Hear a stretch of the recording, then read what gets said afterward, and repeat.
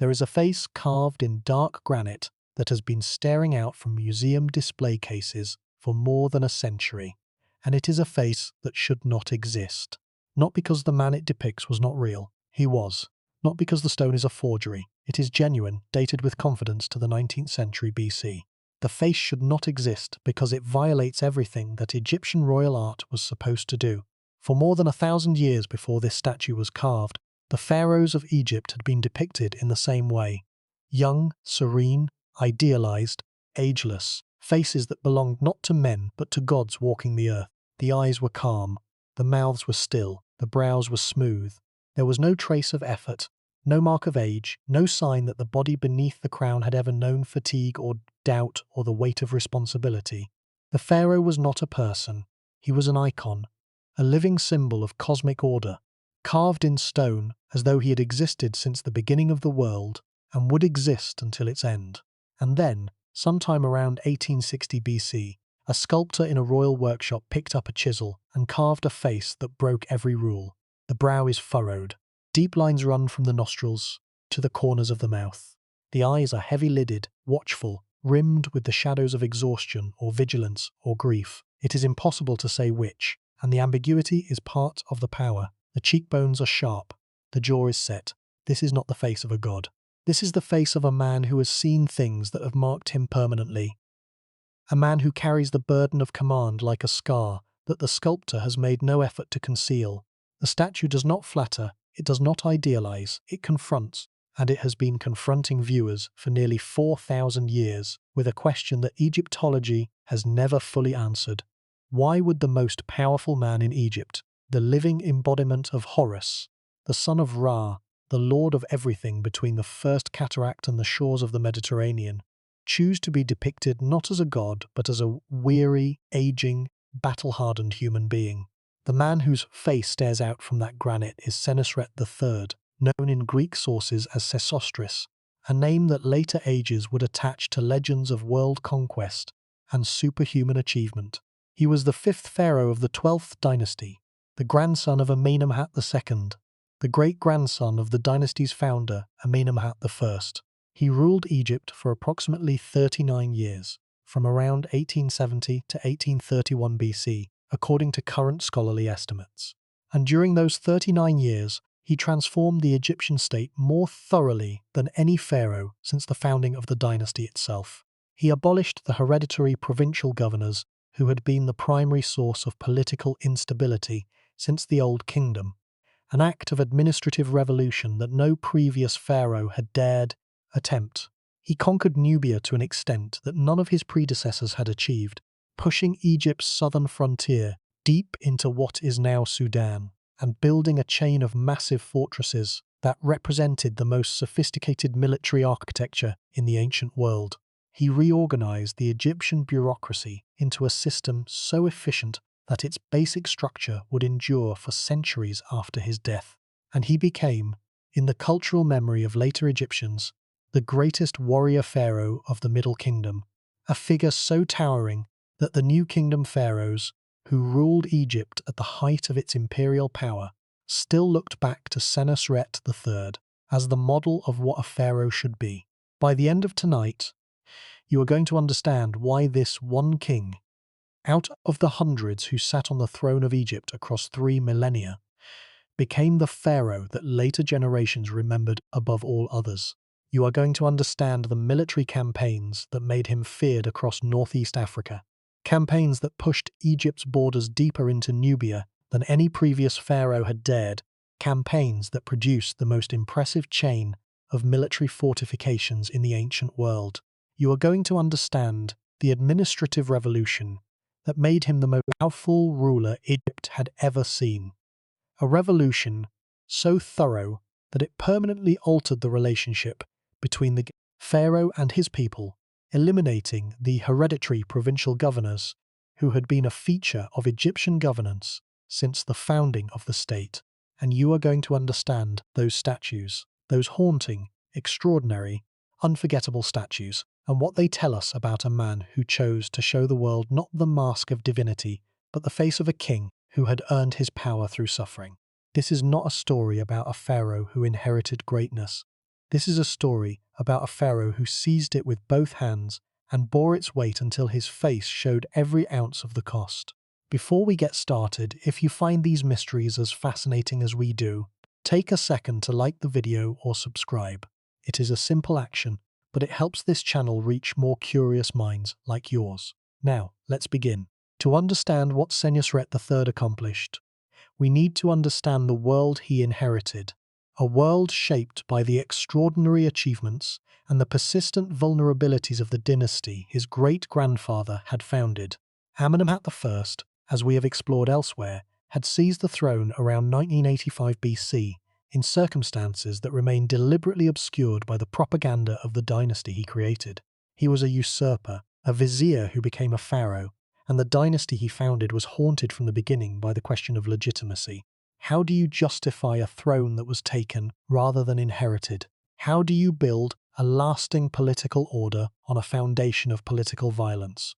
Amenemhat's answer had been institutional innovation. He moved the capital from Thebes to a new city called Itwavi, located near the entrance to the Fayum oasis, at the geographic center of the kingdom.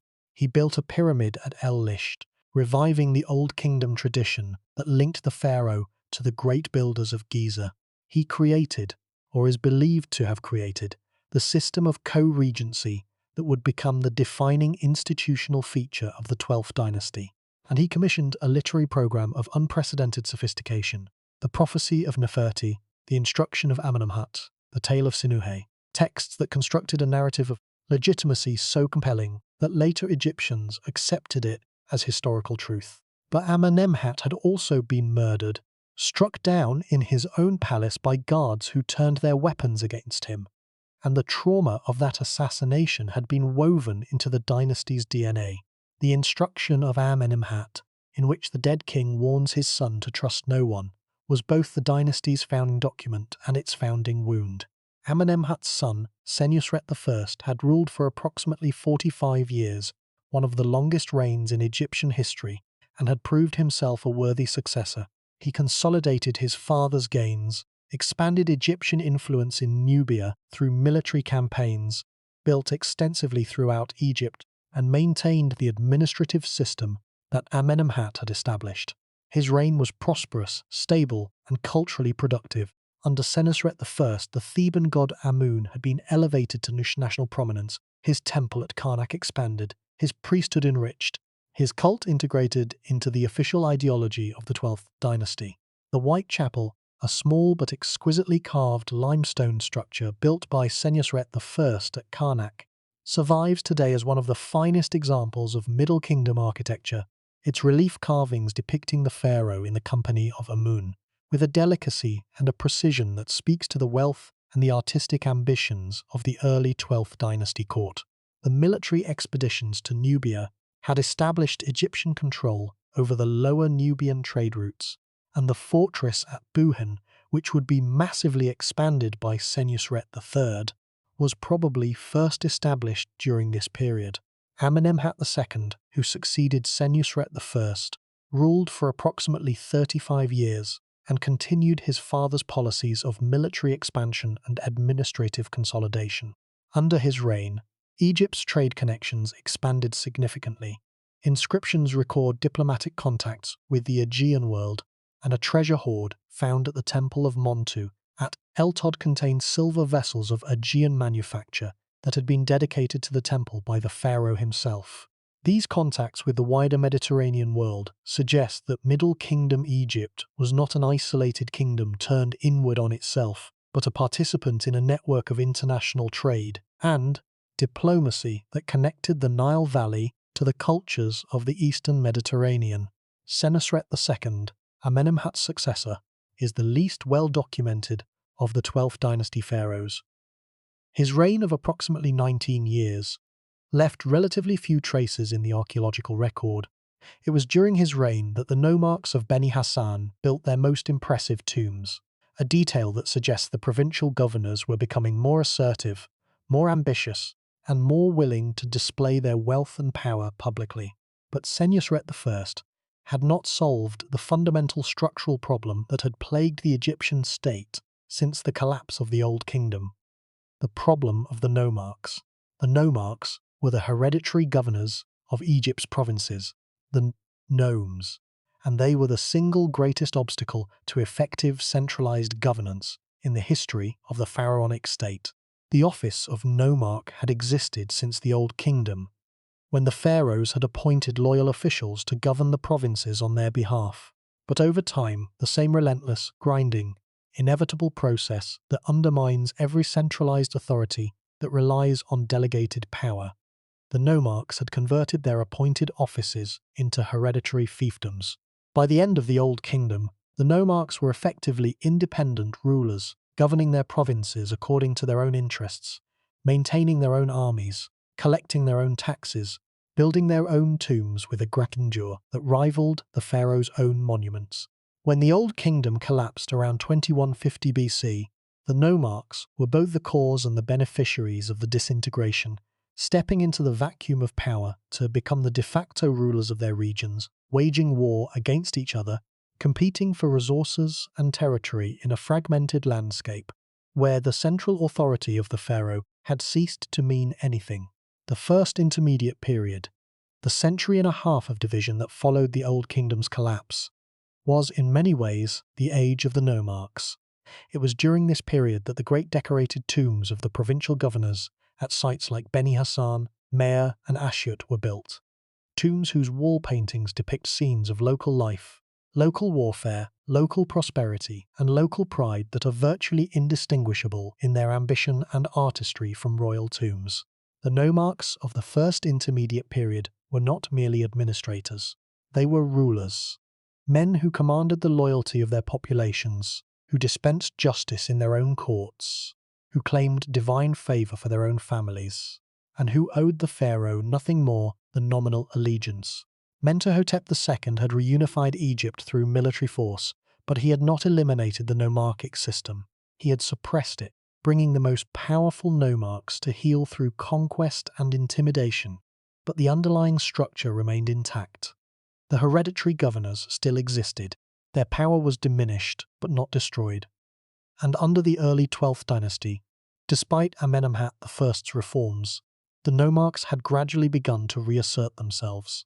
The tomb inscriptions of provincial officials from the reigns of Amenemhat II and Senusret II, the two kings who preceded Senusret III, show a pattern of growing local power, increasing provincial wealth, and an emerging confidence among the hereditary governors that suggests the center was losing its grip on the periphery.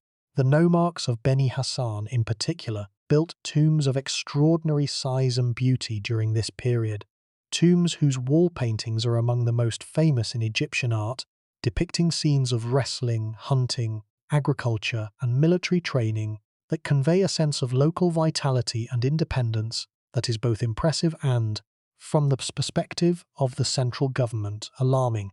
The situation was not merely political, it was economic. The nomarchs controlled the agricultural production of their provinces. The grain that was the foundation of the Egyptian economy and the currency with which the central government paid its officials, its soldiers, and its construction workers. A nomarch who chose to withhold grain from the central treasury, whether out of disloyalty, out of self-interest, or simply out of the bureaucratic inertia that causes every agent to prefer keeping resources rather than sending them upstream, could cripple the government's ability to function. The Old Kingdom had collapsed, in part because the nomarchs had gradually diverted the agricultural surplus from the royal treasury to their own coffers, starving the central government of the resources it needed to maintain the infrastructure of the state. The early 12th Dynasty had managed to reassert central control over the agricultural surplus through a combination of negotiation, appointment, and the sheer administrative competence that the dynasty's founders had brought to the task of governance. But the fundamental problem remained.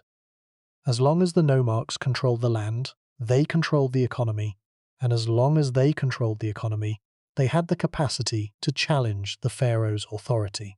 The tombs at Beni Hassan make this economic reality visible in a way that administrative documents cannot. The scenes of agricultural abundance, vast herds of cattle, overflowing granaries, bustling workshops, are not merely decorative. They are statements of economic power, visual declarations that the nomarch who built this tomb commands resources that rival those of the pharaoh himself. The wrestling scenes, which depict dozens of pairs of wrestlers in a bewildering variety of holds and throws, may represent the nomarch's private army, trained in hand-to-hand combat and ready to deploy at his command.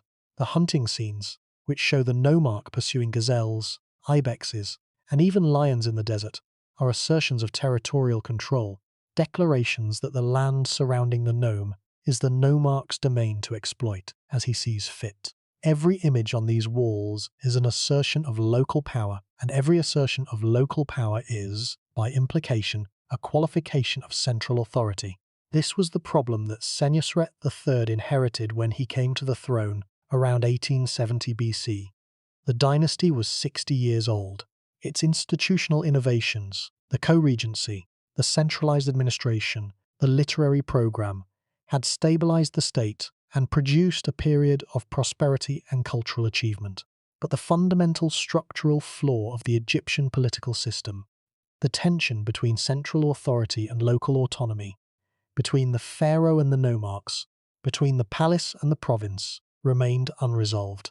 The nomarchs were getting stronger, their tombs were getting bigger, their ambitions were getting bolder, and the question that Senusret III faced, the question that every centralist ruler in history has eventually faced, was whether to manage this growing challenge through negotiation and compromise, as his predecessors had done, or to confront it directly, with all the risks and all the costs that confrontation implies.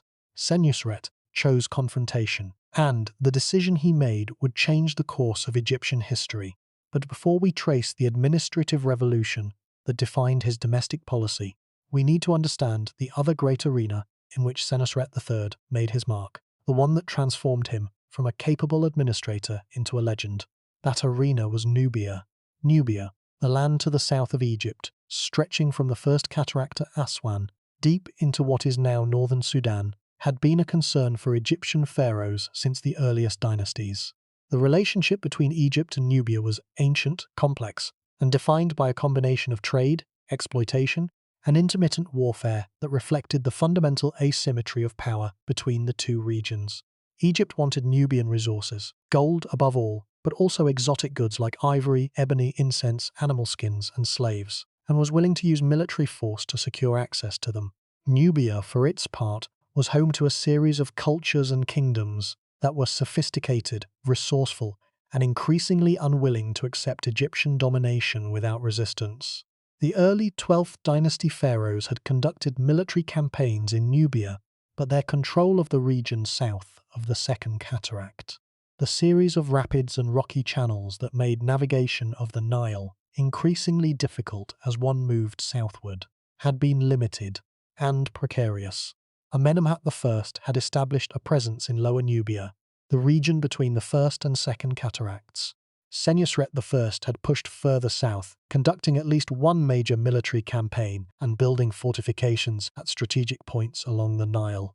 But the Nubian population, particularly the people known as the Kerma culture, who were developing a powerful kingdom centered on the city of Kerma, near the Third Cataract, remained a persistent threat to Egyptian interests and a constant drain on Egyptian military resources.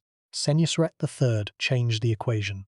He did not merely campaign in Nubia, he conquered it, pushing Egypt's effective southern frontier to the area of the Second Cataract, more than 300 kilometers south of the traditional border at Aswan, and building a chain of at least 8 massive fortresses that turned the entire stretch of the Nile between the First and Second Cataracts into a militarized zone of Egyptian control. These fortresses, at Buhin, Megissa, Uranati, Semna, Kuma, Askut, Shalfak and other sites, were the most sophisticated military installations in the ancient world, and they represented a commitment of resources and engineering skill that had no precedent in Egyptian history. The fortress of Buhin, located at the Second Cataract near the modern border between Egypt and Sudan, is the best studied of these installations, and gives some sense of the scale and sophistication of Senusret's military construction. The fortress covered an area of roughly 1.5 hectares larger than most contemporary European castles by a factor of 3 or 4. It was surrounded by walls of mud brick that stood approximately 10 meters high and 3 meters thick, reinforced with timber beams and equipped with rounded bastions at regular intervals that allowed defenders to direct fire along the face of the wall.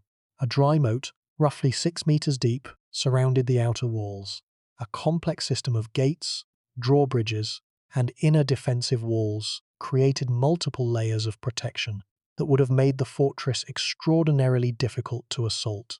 The interior contained barracks, granaries, workshops, administrative buildings, and a temple, everything needed to sustain a military garrison in hostile territory for extended periods. The Egyptologist Walter Emery, who excavated Buhin in the 1950s and 60s, described it as the most complete and impressive military installation to survive from the ancient world. A judgment that, while perhaps overstated, captures the genuine astonishment that the fortresses remains inspired in the scholars who studied them. But Buhin was not unique. The entire chain of fortresses that Senusret built along the Second Cataract represented a military engineering project of staggering ambition, a coordinated system of defensive installations designed not merely to protect individual positions, but to control an entire region. The fortresses were positioned to guard the navigable channels of the Nile at the cataract, where the river's passage through rocky terrain created natural choke points that could be monitored and controlled. They were linked by a system of signal fires that allowed rapid communication between installations separated by many kilometers of desert and river, and they were provisioned by a supply chain that stretched back to Egypt proper, a logistical operation that required the coordination of river transport, overland caravan routes, and local resource extraction on a scale that would not be seen again in Northeast Africa for thousands of years. The purpose of this military infrastructure was not merely defensive, it was also economic. The fortresses controlled the trade routes that carried Nubian gold and other valuable commodities northward to Egypt. They monitored the movement of Nubian populations, restricting access to Egyptian territory and requiring on traders through controlled checkpoints where their goods could be inspected and taxed. A remarkable inscription found at the fortress of Semna, one of the most important documents from Senusret III's reign, declares the king's policy toward the Nubians with a bluntness that leaves no room for diplomatic ambiguity. The inscription, known as the Semna Boundary Stela, establishes the fortress as the southern limit of Egyptian territory and forbids any Nubian from passing beyond it, except for purposes of trade at the designated market. It then addresses future pharaohs directly, urging them to maintain the boundary that Senusret has established, and warning that any king who fails to defend it is no true king at all. A second boundary stela, also found at Semna, reinforces this message with language that is even more forceful. It declares that the boundary is permanent, that it has been established not merely as a temporary military line, but as a permanent feature of the Egyptian state, a sacred limit that future kings are obligated to maintain as a condition of their own legitimacy. The stela explicitly links the defense of the Nubian boundary to the concept of Mat, the cosmic order that the pharaoh is sworn to uphold, making the maintenance of Senusret's frontier not merely a military obligation but a theological one. To abandon the boundary would be not merely a strategic failure but a cosmic crime, a violation of the divine order that would call into question the very legitimacy of the pharaoh who permitted it. The inscriptions at Semna were not merely political declarations, they were also personal ones, expressions of a philosophy of kingship that was radically different from anything that had come before. The Old Kingdom pharaohs had been depicted as passive recipients of divine authority, gods on earth whose power flowed from their nature rather than their achievements. But Senusret III took the active model of kingship further than any of his predecessors. His inscriptions do not merely claim divine authority, they claim earned authority, the authority of a man who has proven himself through action, who has measured his worth on the battlefield, and who demands the same standard of his successors. The language of the Semna Stela is worth pausing over because it reveals something essential about Senusret III's character and about the way he wanted to be remembered. "I have made my boundary further south than my father's," the inscription reads. "I have added to what was bequeathed to me. I am a king who speaks and acts. What my heart plans is done by my arm." This is not the language of diplomacy. This is the language of a man who defines himself through action, through the physical, personal exertion of military force. The inscription continues with a passage that is even more revealing. "As for any son of mine who shall maintain this boundary which my majesty has made, he is my son, and he was born to my majesty." The true son is he who champions his father, who guards the boundary of his begetter. But he who abandons it, who fails to fight for it, he is not my son, he was not born to me. The words are extraordinary. Senusret is not merely establishing a boundary, he is defining what it means to be his heir, and by extension, what it means to be a pharaoh. A true king fights. A true king defends what he has won. A true king does not inherit passively, but earns his inheritance through action. This is a philosophy of kingship that is radically different from the passive divinity of the Old Kingdom pharaohs. The serene, untouchable god-kings who ruled by virtue of their birth rather than their deeds. Senusret's kingship is active, aggressive, personal. It is a kingship of the clenched fist and the forward march. And it is a kingship that explains those statues, those extraordinary unsettling statues, with their furrowed brows and heavy-lidded eyes. The man who wrote the Semna Stela is not a man who would allow himself to be depicted as a smooth-faced, ageless deity. He is a man who wants the world to see what kingship has cost him. The Nubian campaigns were not limited to fortress building. Senusret III personally led at least 4 military expeditions into Nubia during his reign, campaigning deep into hostile territory in conditions that would have tested the endurance of any army. The Nile south of the Second Cataract was a treacherous waterway, choked with rapids, flanked by desert, and defended by populations who knew the terrain far better than the Egyptians did. Moving an army through this landscape required not just courage, but logistical expertise of the highest order. The troops had to be supplied by river, using boats that had to be portaged, physically dragged overland, around the cataracts that blocked navigation. A canal cut through the rocks at the First Cataract, attributed to Senusret III, was designed to ease this process, allowing vessels to bypass the most dangerous rapids.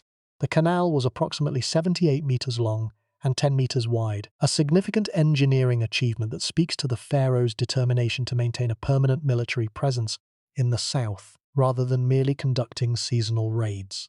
The scale of the military operation required to build and maintain these fortresses was itself extraordinary.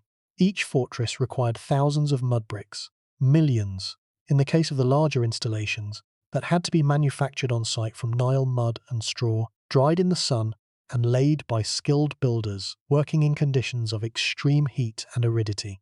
The timber required for roof beams, door frames, and defensive structures had to be transported from Egypt proper, since Nubia had no native timber suitable for construction.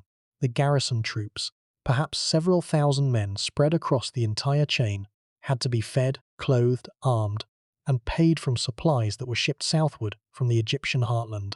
The entire operation was a logistical achievement that would not be equaled in the region for thousands of years. A sustained projection of state power across hundreds of kilometers of hostile territory that required the kind of administrative coordination that only a highly centralized, efficiently governed state could manage.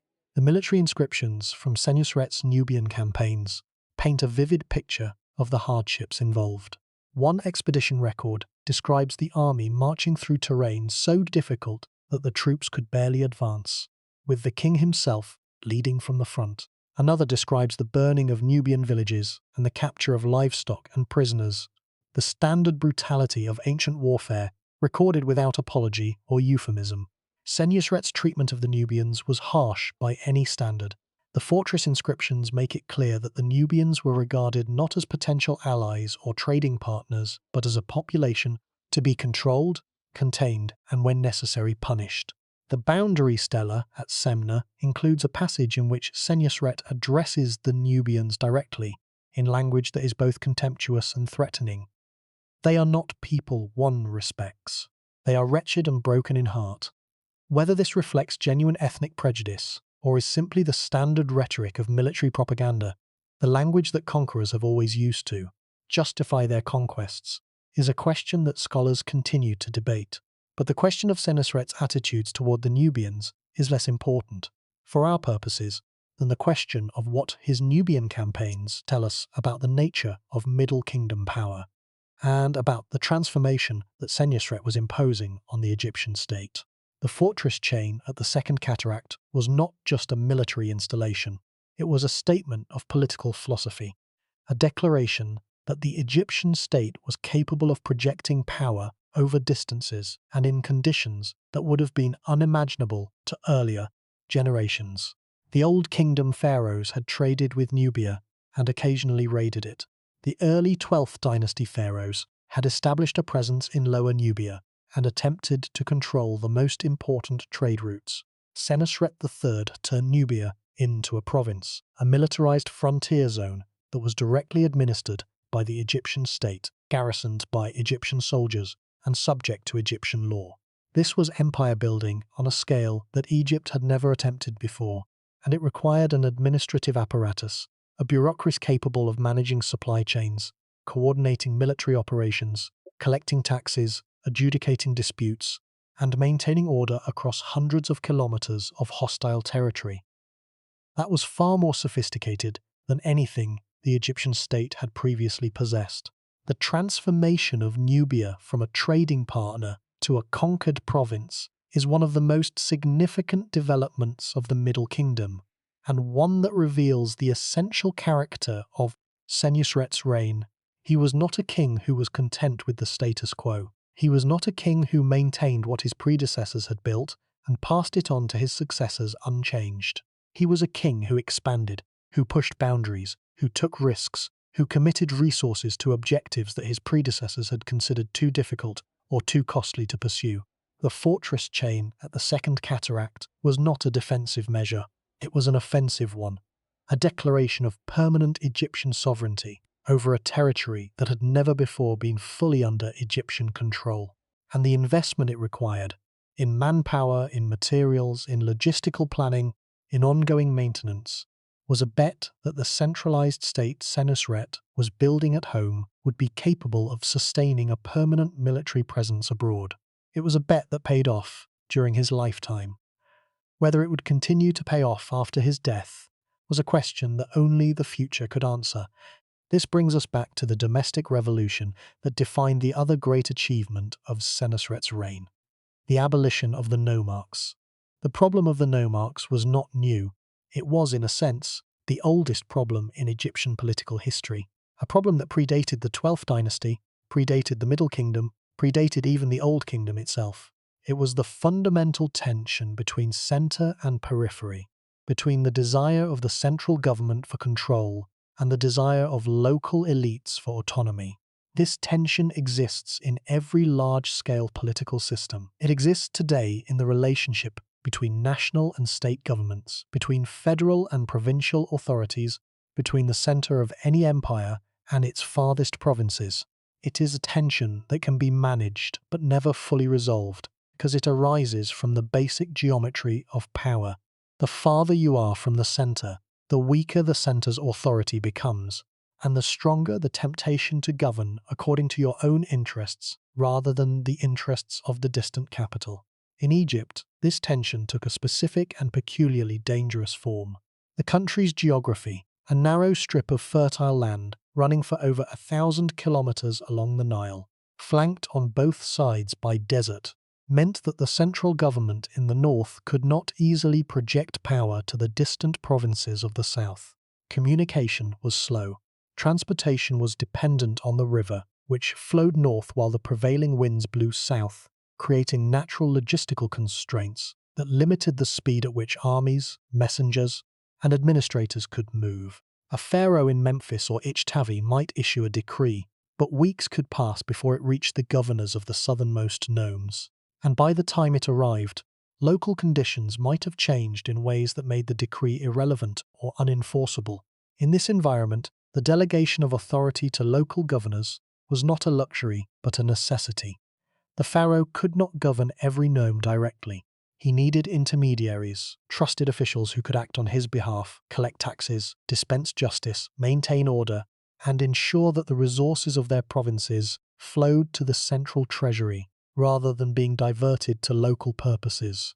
The problem was that these intermediaries had their own interests, and those interests did not always align with the interests of the central government. A nomarch who was appointed by the pharaoh and who served at the pharaoh's pleasure had every incentive to be loyal.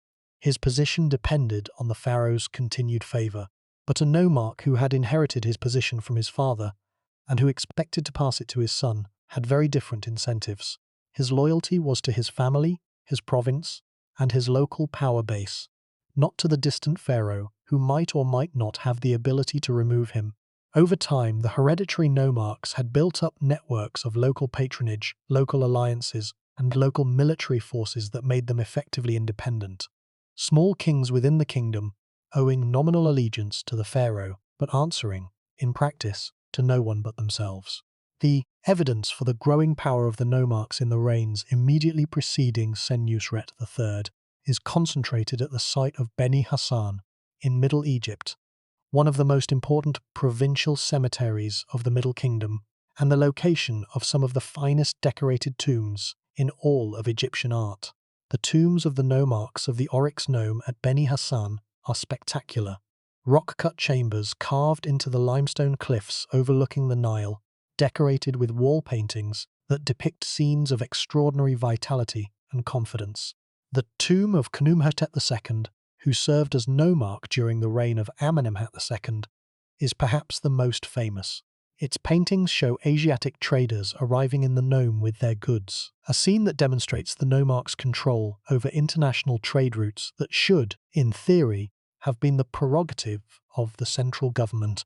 Other paintings show military exercises, hunting expeditions, agricultural activities, and religious rituals, all depicted with an artistry and an ambition that would not be out of place in a royal tomb.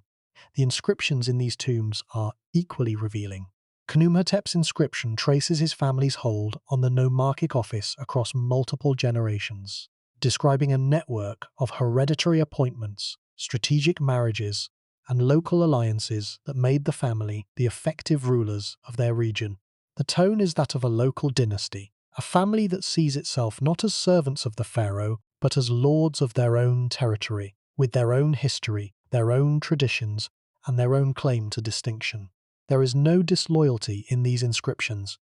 The nomarchs are careful to express their loyalty to the king and to attribute their success to his favor, but the underlying reality is clear. These are men whose power base is local, whose loyalty is conditional, and whose compliance with the central government's demands depends on a calculation of self-interest that could change at any moment.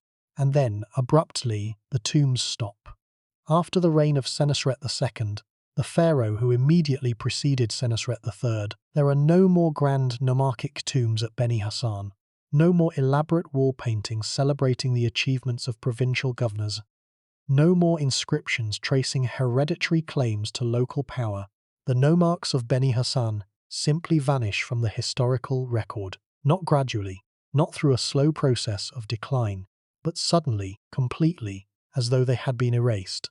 The same pattern appears at other provincial sites throughout Egypt. The grand tombs of the hereditary governors, which had been such a prominent feature of the early Middle Kingdom landscape, ceased to be built. The inscriptions that celebrated local power and provincial independence fall silent. But here is the problem. We do not know exactly how Senusret III accomplished this. There is no inscription that describes a decree abolishing the nomarchs.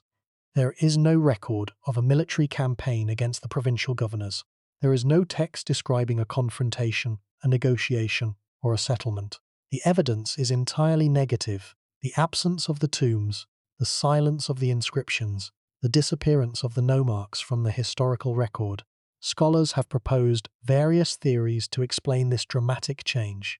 Some believe that Senusret simply stopped appointing hereditary governors, replacing them with appointed officials who served at the king's pleasure and who had no independent power base. Others believe that the nomarchs were actively suppressed, stripped of their hereditary titles, deprived of their estates, perhaps even exiled or eliminated. Still others suggest that the change was more gradual than it appears, that the hereditary governors had already been losing power under Senusret's predecessors, and that Senusret merely delivered the final blow to a system that was already in decline. The Egyptologist Stephen Quirk, in his analysis of Middle Kingdom administrative structures, has argued that the change may have been accomplished through a combination of attrition and restructuring, that Senusret simply stopped confirming the hereditary appointments as existing nomarchs, died and replaced them with his own appointees, a process that would have taken perhaps a generation to complete fully. This interpretation has the advantage of explaining the relatively smooth transition. There are no records of rebellion or resistance from the displaced nomarchs, but it does not account for the abruptness of the archaeological evidence. The tombs at Beni Hassan stopped being built suddenly, not gradually. The most likely explanation, as with so many questions about the ancient world, is that the truth lies somewhere between the extremes. That Senusret employed a combination of institutional reform, selective coercion, and political pressure to dismantle a system that had been weakening for decades, and that he delivered the final blow with a decisiveness that left no room for resistance or negotiation. Whatever the mechanism, the result is clear. Under Senusret III, the administrative structure of Egypt was fundamentally reorganized.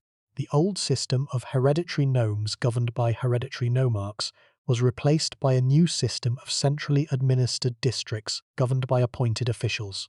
The country was divided into 3 administrative regions: the north, the south, and the head of the south, each overseen by a council of officials who reported directly to the vizier, who in turn reported directly to the king.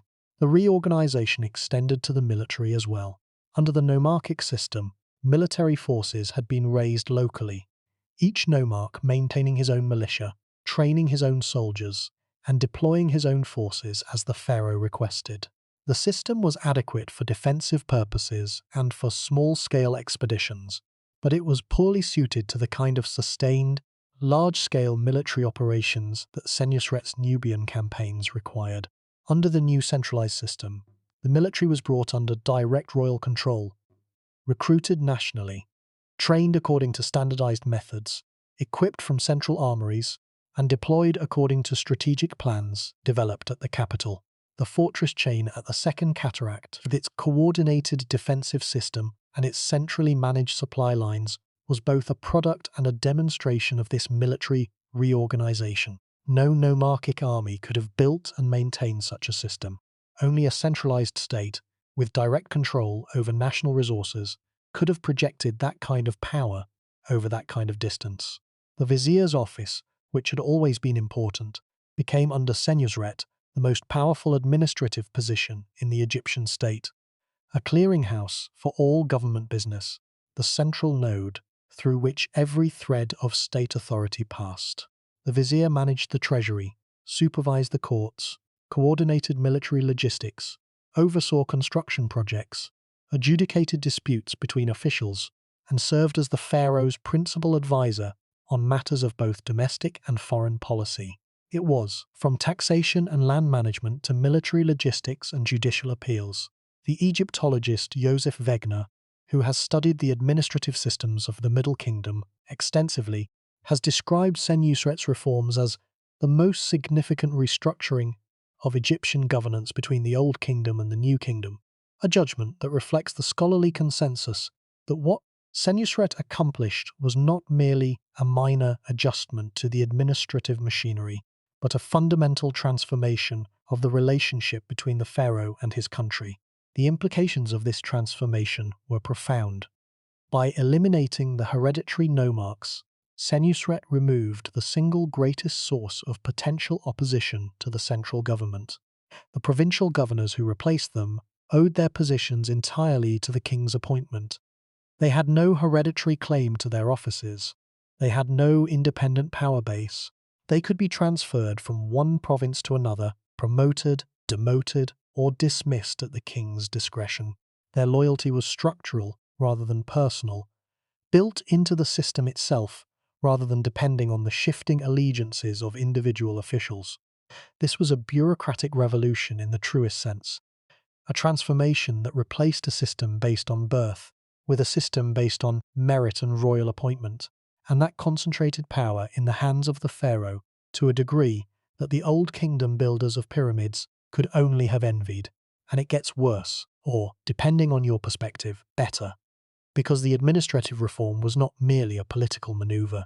It was accompanied by a thorough reorganization of the economic system, a redistribution of resources that shifted wealth from the provinces to the centre and from the hereditary elites to the royal treasury, the great estates of the nomarchs, the agricultural lands, the workshops, the labour forces that had sustained their power for generations were absorbed into the royal domain.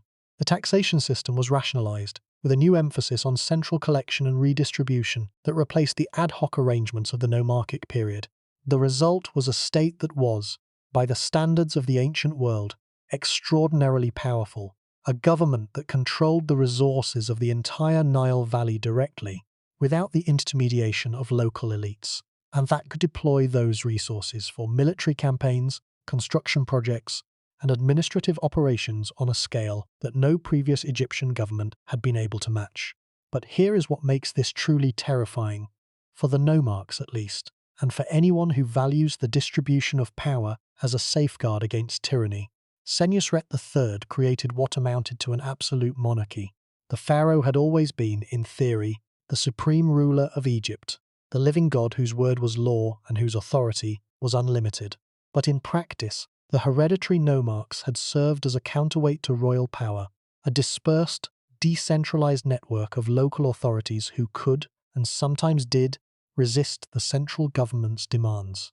By eliminating this counterweight, Senusret removed the last structural check on pharaonic authority.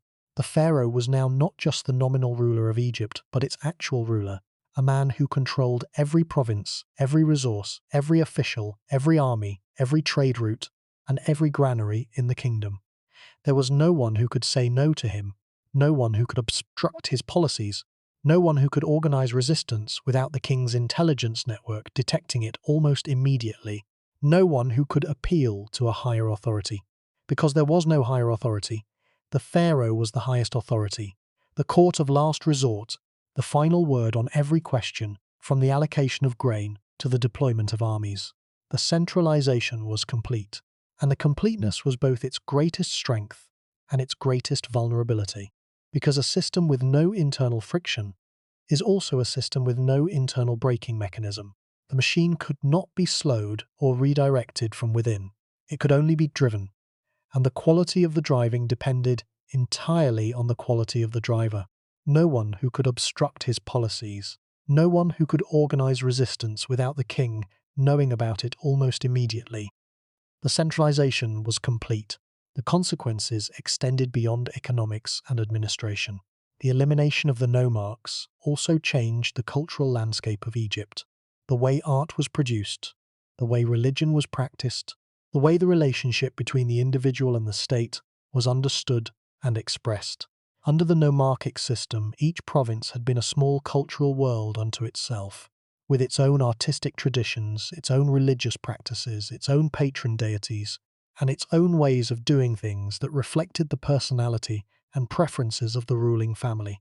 The wall paintings at Beni Hassan are not merely beautiful, they are distinctive, stylistically different from the art produced at the royal court, reflecting local tastes and local traditions that had developed over generations of semi-independent provincial culture. When the nomarchs were eliminated, these local cultural traditions withered. Art production was increasingly concentrated at the royal court and in the major temples, institutions that promoted a standardized aesthetic that reflected the tastes and priorities of the central government. The gain in quality and consistency was real. The art of Senusret's court is technically superb, some of the finest work ever produced in the Egyptian tradition. But the loss of regional diversity was also real, a flattening of the cultural landscape that reduced the vibrant patchwork of provincial traditions to a single, uniform, centrally directed program. And the statues make sense now. The furrowed brow, the heavy-lidded eyes, the lines of exhaustion carved into the granite face. This is the face of a man who controls everything, and who understands, as only a man who controls everything can understand, what that control costs. The weight of absolute power is not the weight of opposition. It is the weight of responsibility, the knowledge that every decision, every failure, every miscalculation falls on one man's shoulders because there is no one else to share the burden. The nomarchs had been obstacles to central authority, but they had also been partners in governance, men who bore part of the burden of running the country, and who absorbed part of the blame when things went wrong. By removing them, Senusret had made himself all-powerful, but he had also made himself alone. The question of what happened to the nomarchs haunts the archaeology of the Middle Kingdom, like a crime whose perpetrators covered their tracks too well. We know the crime was committed. The evidence of the abrupt cessation of nomarchic tombs is irrefutable. We know who benefited: the central government, which absorbed the nomarchs' resources and authority. We know who had the means, the motive, and the opportunity: Senusret III, the most powerful and most determined pharaoh of the Middle Kingdom. But we do not know how it was done. The silence of the sources is itself significant. In a culture that recorded the military campaigns of its pharaohs in exhaustive detail, the numbers of enemies killed, the quantities of cattle captured, the names of the fortresses built, the complete absence of any record to describe the suppression of the nomarchs suggests that the process was either too routine to merit commemoration or too sensitive to risk documentation. Either the nomarchs were removed so quietly that no one thought it worth recording, or they were removed through methods that the royal court preferred not to advertise. The Egyptologist Wolfram Grajecki, in his study of Middle Kingdom society, has suggested that the transition may have been less dramatic than the archaeological evidence implies. That the hereditary governors may have been gradually absorbed into the new administrative system rather than violently suppressed, their families maintaining some measure of local prestige, even as their formal political power was transferred to appointed officials. This interpretation has the virtue of elegance, and it may reflect a partial truth. But the abruptness of the change, the sudden disappearance of the nomarchic tombs, the immediate appearance of the new administrative structures, argues against a purely gradual explanation. Something decisive happened under Senusret III, something that broke the power of the hereditary governors permanently and irreversibly, and the fact that we cannot reconstruct the mechanism of that break is itself a testament to the thoroughness with which the new order erased the old. The consequences of Senusret's administrative revolution extended far beyond the immediate question of who governed the provinces. By centralizing authority in the hands of the pharaoh and his appointed officials, Senusret fundamentally altered the social structure of Egypt, the relationships between classes, the distribution of wealth, the patterns of patronage and loyalty that had defined Egyptian society for centuries. The magnitude of this transformation cannot be overstated. For more than 1,000 years, from the earliest dynasties of the Old Kingdom through the First Intermediate Period and the first century of the Middle Kingdom, the nomarchic system had been the fundamental organizing principle of Egyptian provincial governance. Generations of families had built their identities around their hereditary roles as governors, judges, and military commanders of their nomes. The political culture of the provinces was inseparable from the nomarchic families who had shaped it. To abolish the nomarchic system was not merely to change the personnel of provincial governance. It was to dissolve an entire social class, to erase a way of life that had persisted in some form since the founding of the Egyptian state. The old system had been feudal in character, a web of hereditary obligations linking peasant to nomarch, nomarch to pharaoh, in a hierarchical chain that distributed both power and responsibility across multiple levels. The new system was bureaucratic, a hierarchy of appointed officials who served the state directly, whose authority derived not from birth or local tradition, but from royal appointment, and whose primary loyalty was to the institution they served rather than to the community they governed. The new administrative system that replaced the nomarchic order was organized around 3 geographical departments: the north, the south, and the head of the south, each headed by a council of officials who reported to the vizier. Within each department, a hierarchy of appointed officials managed the day-to-day business of governance, taxation, land management, irrigation, judicial affairs, military recruitment, and the maintenance of state-owned estates. The system was designed for accountability and transparency. Each official was responsible to the one above him, and the entire chain of command terminated in the vizier, who was responsible to the king alone. Records were kept meticulously. Reports were filed regularly. Inspections were conducted periodically. The bureaucratic apparatus of Senusret's Egypt was, by the standards of the ancient world, a model of rational administration, a system that would have been recognizable in its basic structure and principles to a modern civil servant. But the efficiency of the new system came at a human cost that the administrative records do not capture. This shift from feudal to bureaucratic governance had enormous implications for the ordinary people of Egypt. The farmers, the craftsmen, the labourers, who made up the vast majority of the population. Under the old system, the nomarch had been both ruler and patron, a local lord who collected taxes but who also provided protection, dispensed justice, and maintained the irrigation systems that were essential to agricultural production. The relationship between the nomarch and his people was personal and direct. He lived among them, knew their concerns, and had a stake in their prosperity because their prosperity was the source of his power. Under the new system, the government official who replaced the nomarch was a stranger, an outsider appointed by the central government, transferred to the province for a limited term, with no personal connection to the community and no long-term stake in its welfare. The efficiency of the new system was undeniable. Centralized taxation, standardized administration, uniform justice. But the human cost was real. The province that had been governed by a nomarch who knew every village elder by name was now governed by an official who might never have visited the province before his appointment and who might be transferred to a different province before he had time to learn the names of the people he governed. The judicial system that had been administered by a local lord who understood the customs and precedents of his community was now administered by an appointed judge who applied the law of the capital without regard for local traditions or circumstances.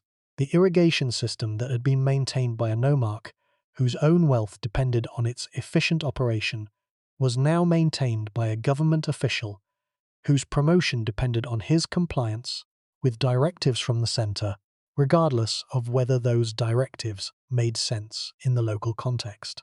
The efficiency was undeniable. Centralized taxation, standardized administration, uniform justice applied across the entire kingdom. But the human cost was also real, the loss of the personal, the local, the familiar, the comforting knowledge that the man who governed your community was one of your own. The story of Senusret III's centralization, the abolition of the nomarchs, the creation of a bureaucratic state, the concentration of power in the hands of the Pharaoh, is a story that resonates far beyond the borders of ancient Egypt. It is, in its essentials, the same story that has played out in every civilization that has attempted the transition from feudal to centralized governance, from the empires of ancient China to the kingdoms of medieval Europe to the nation-states of the modern world. And the parallels are not merely superficial. The dynamics of centralization, the resistance of local elites, the administrative challenges of governing a large territory from a single center, the tension between efficiency and representation, between order and liberty, between the power of the state and the autonomy of the individual, are universal. They are the fundamental challenges of political organization, and they have been faced by every society that has grown beyond the scale of a village or a tribe. Let us begin with the civilization that offers the closest parallel to Senusret's achievement, China under the Qin and Han dynasties. The unification of China under Qin Shi Huang in 221 BC is one of the most dramatic episodes of centralization in human history, and the parallels with Senusret's Egypt are striking at every level. Before the Qin unification, China had been divided for centuries into competing states: Qi, Chu, Yan, Zhao, Wei, Han, and Qin itself, each governed by its own hereditary aristocracy, with its own laws, its own weights and measures, its own writing system, and its own military traditions. The feudal order that had prevailed during the Spring and Autumn period and the Warring States period bore a remarkable resemblance to the nomarchic system of pre-Senusret Egypt. A patchwork of hereditary authorities governing semi-autonomous territories within a nominal framework of unified sovereignty. Qin Shi Huang's solution to this problem was as radical as Senusret's. He abolished the feudal states entirely, replacing them with centrally administered commanderies governed by appointed officials who served at the emperor's pleasure. He standardized the writing system, the currency, the weights and measures, and the axle width of carts, creating a uniform administrative infrastructure that made centralized governance physically possible. He connected the former states with a network of roads and canals that allowed the rapid movement of armies, messengers, and trade goods.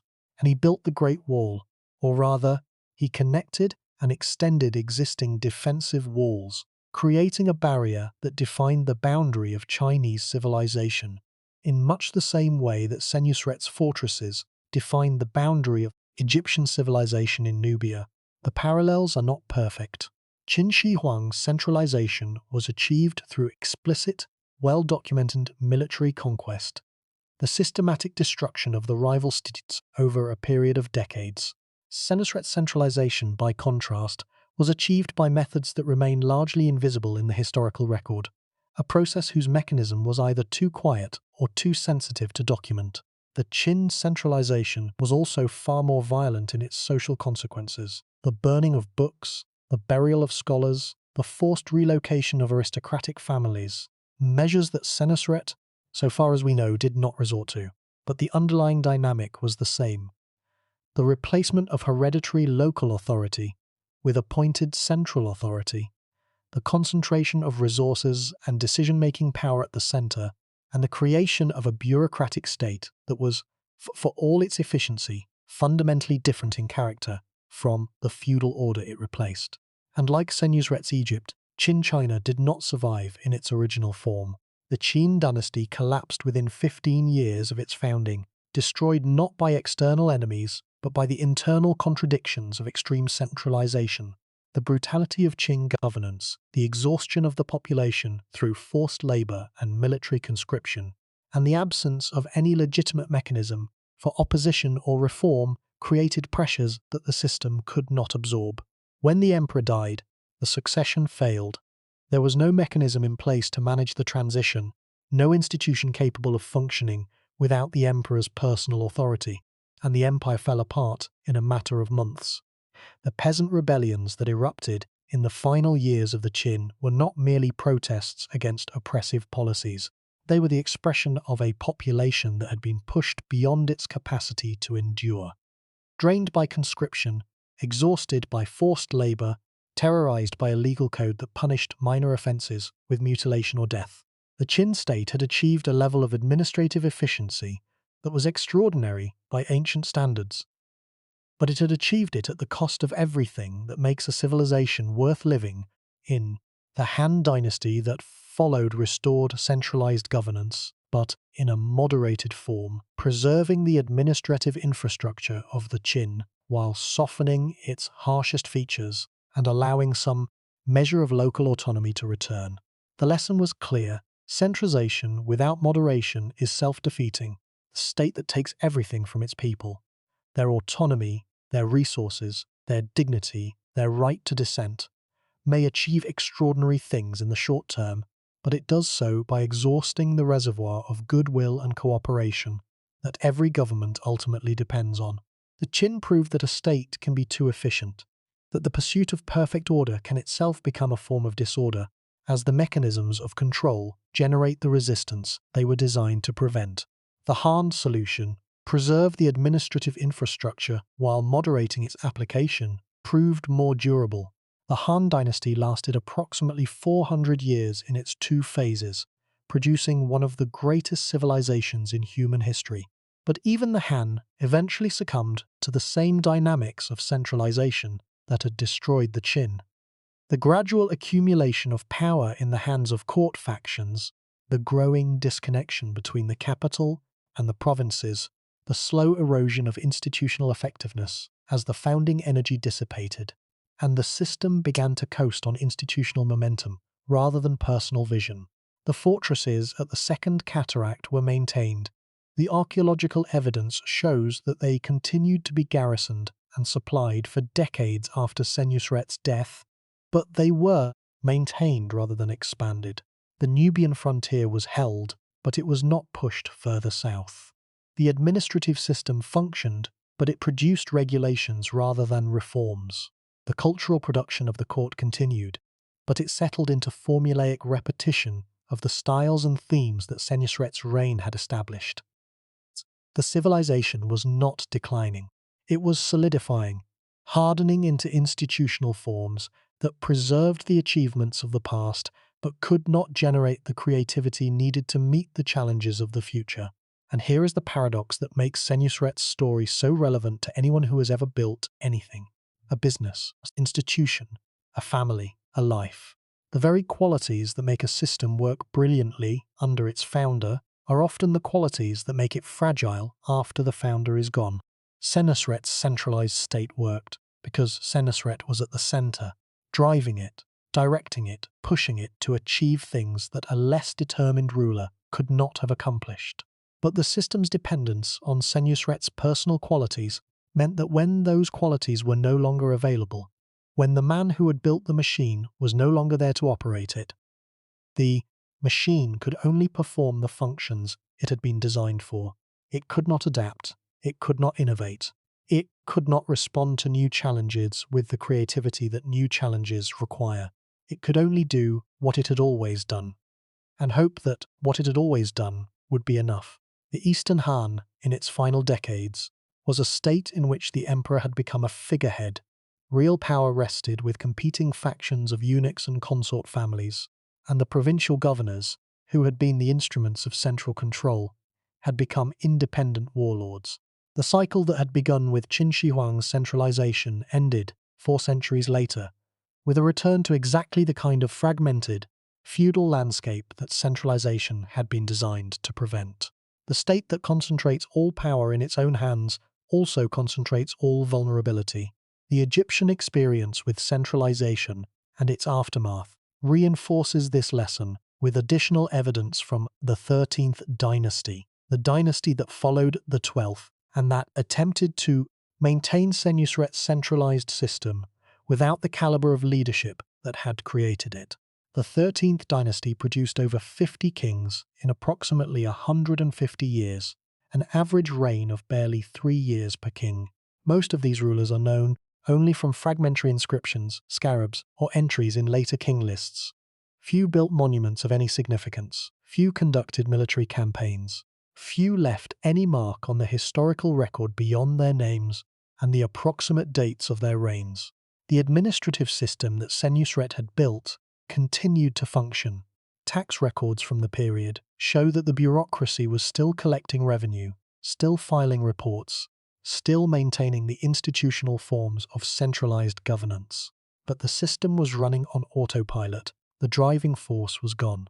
And without a strong pharaoh at the center, without a Senusret to set the direction, to demand accountability, to inspire the loyalty that made the system work, the centrifugal forces that had always been present in Egyptian political life began to reassert themselves.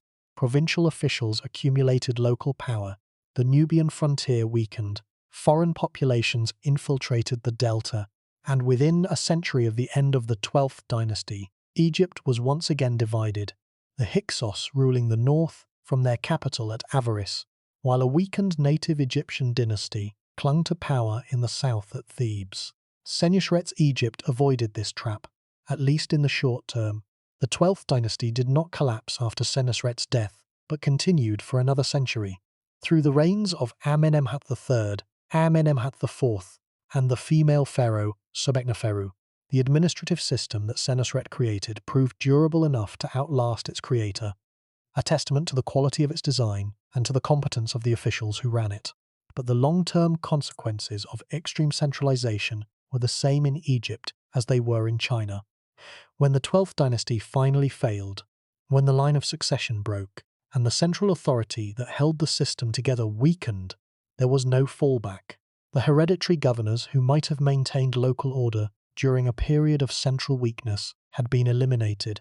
The provincial power structures that might have served as a buffer between the central government and chaos had been dismantled. There was nothing between the pharaoh and the void, and when the pharaoh faltered, the void rushed in.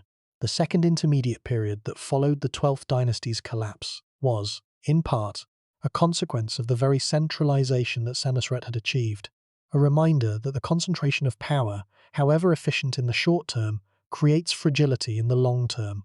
Let us now turn to a very different example, one that illuminates the human dimension of centralization in ways that the Egyptian and Chinese evidence, limited as it is to official inscriptions and archaeological remains, cannot fully capture. The centralization of France under the Bourbon monarchy in the 17th and 18th centuries offers a case study in the slow, deliberate process of breaking feudal power and replacing it with bureaucratic authority, a process that unfolded over centuries rather than decades, and that produced, in the end, consequences that the centralizers could never have anticipated. The France that Louis XIV inherited in 1643 was, in many respects, remarkably similar to the Egypt that Senusret III had inherited 3,500 years earlier. The French king was, in theory, the supreme ruler of the kingdom, the sovereign whose word was law and whose authority was absolute. But in practice, the French nobility, the hereditary aristocrats who governed the provinces, commanded the armies, and controlled the lion's share of the kingdom's agricultural wealth, were semi-independent powers who owed the king loyalty, but who interpreted that loyalty according to their own interests. The great noble families, the Condés, the Montmorencis, the Guises, maintained their own courts, their own military forces, and their own networks of patronage and alliance that made them, in effect, kings within the kingdom. The resemblance to the Egyptian nomarchs is more than superficial. The dynamics were identical. Hereditary local power constraining central authority, provincial autonomy limiting royal reach, the ambitions of local elites creating a permanent source of instability within the framework of nominal national unity. Louis XIV's solution was to build Versailles, a palace so magnificent, so expensive, and so all-consuming that it effectively neutralized the nobility by transforming them from independent rulers into courtiers. The great nobles were not abolished. They were not exiled or executed, at least not in large numbers. They were domesticated, drawn to the court by the irresistible combination of prestige, luxury, and proximity to the king, and kept there by a system of etiquette and protocol so elaborate that managing its demands became a full-time occupation. The nobles who had once governed provinces now competed for the privilege of holding the king's coat. The families that had once commanded armies now vied for invitations to royal suppers. The power that had once been distributed across the kingdom was now concentrated in a single building, and in the person of a single man who sat at its centre like a spider at the centre of a web. The parallels with Senusret are illuminating. Both rulers understood that the most dangerous obstacle to centralized governance was not foreign enemies but domestic elites. Both chose to neutralize those elites, not through wholesale destruction but through structural transformation, changing the rules of the game so fundamentally that the old players could no longer compete. Both created administrative systems that replaced hereditary authority with appointed authority and that concentrated decision-making power at the centre, and both succeeded, in the short term, in creating states of extraordinary efficiency and power. The France of Louis XIV was the dominant power in Europe for more than half a century. The Egypt of Senusret III was the dominant power in northeast Africa for a comparable period, but both systems also sowed the seeds of their own eventual crises. The parallel with Senusret extends even to the symbolic dimensions of centralization. Louis XIV, like Senusret, understood the importance of royal imagery, the power of visual representation to project authority and to shape the way subjects understood their relationship to the state. The portraits of Louis, the Sun King, resplendent in his robes of state, radiating the effortless authority of divine right, were as carefully calculated as the statues of Senusret, though they conveyed the opposite message. Where Senusret's statues showed the cost of power, Lewis's portraits concealed it. Where Senusret's sculptors carved exhaustion, Lewis's painters brushed perfection.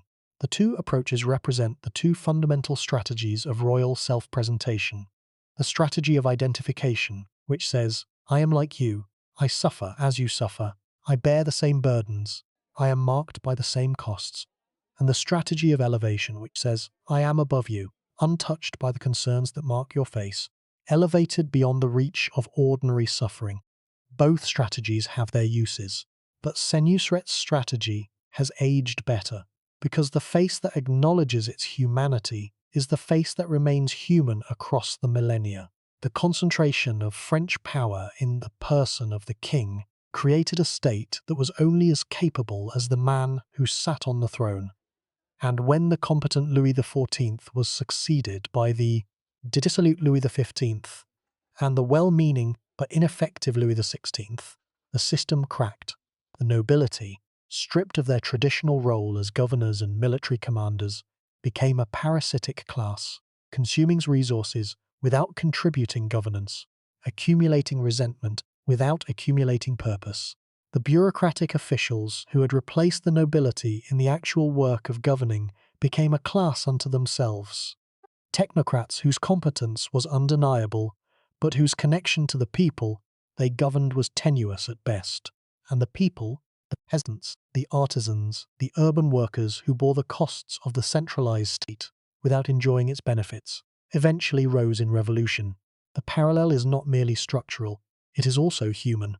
The French aristocrats who gathered at Versailles in the late 17th century were, like the Egyptian nomarchs who built their tombs at Beni Hassan, men of real ability and real ambition who had been stripped of their traditional purpose and forced into a role that was fundamentally decorative. The nomarchs had governed, the courtiers merely attended. The nomarchs had administered justice, maintained irrigation systems, organized local defense, and served as the connective tissue between the pharaoh and his people.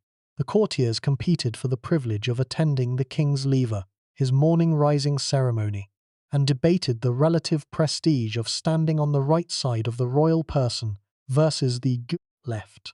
The transformation was not merely political, it was existential. The conversion of a ruling class into a leisure class, of governors into ornaments, of men of action into men of ceremony, and the resentment that this transformation generated. The bitter, corrosive resentment of men who know they have been diminished was a time bomb that ticked for a century before it exploded. The French Revolution of 1789 was, in a very real sense, the delayed consequence of Louis XIV's centralization, the catastrophic release of pressures that had been building for more than a century in a system that had no mechanism for absorbing them. Senusret's Egypt did not experience a revolution. The concept did not exist in the ancient world, and the mechanisms of popular resistance were fundamentally different. But the long-term consequences of his centralization were analogous. The concentration of power at the center created a state that was efficient but fragile, dependent on the continued competence of the pharaoh and his officials, unable to absorb shocks from external pressures or internal disruptions, vulnerable to exactly the kind of cascading failure that would eventually bring the Middle Kingdom to an end. Let us consider one more example that brings a different dimension to this discussion, one that illuminates the cultural consequences of centralization in ways that the political analysis alone cannot capture, and that reminds us that the abolition of a political class is also, inevitably, the abolition of a cultural tradition. The Tokugawa shogunate of Japan, which ruled from 1603 to 1868, offers a remarkable parallel to Senusret's achievement, not in its methods, which were very different, but in its fundamental strategy and in the cultural consequences of its success. The Tokugawa shoguns, like Senusret, faced the problem of a feudal aristocracy whose hereditary power threatened the stability of the central government. The daimyo, the feudal lords who governed Japan's provinces, commanded their own armies, controlled their own revenues, and owed the shogun a loyalty that was real but conditional. The Tokugawa solution was a system called Sankin Kotai, alternate attendance, which required the daimyo to spend every other year at the shogunal capital of Edo, modern Tokyo, leaving their families behind as hostages when they returned to their provinces. This system, like Senusret's abolition of the nomarchs, neutralized the feudal aristocracy without destroying it, converting independent lords into dependent courtiers, draining their financial resources through the enormous cost of maintaining dual residences, and ensuring that the shogun could monitor their activities and detect any signs of disloyalty. The cultural consequences of the Tokugawa system were profound. The concentration of the feudal elite in Edo created a hothouse environment for cultural production. Art, theatre, literature, and craftsmanship flourished as the daimyo competed with each other, not through military force, but through cultural patronage and display. The result was the extraordinary cultural flowering of the Edo period. The ukiyo-e prints, the kabuki theatre, the haiku poetry, the elaborate tea ceremony traditions that define Japanese culture to this day.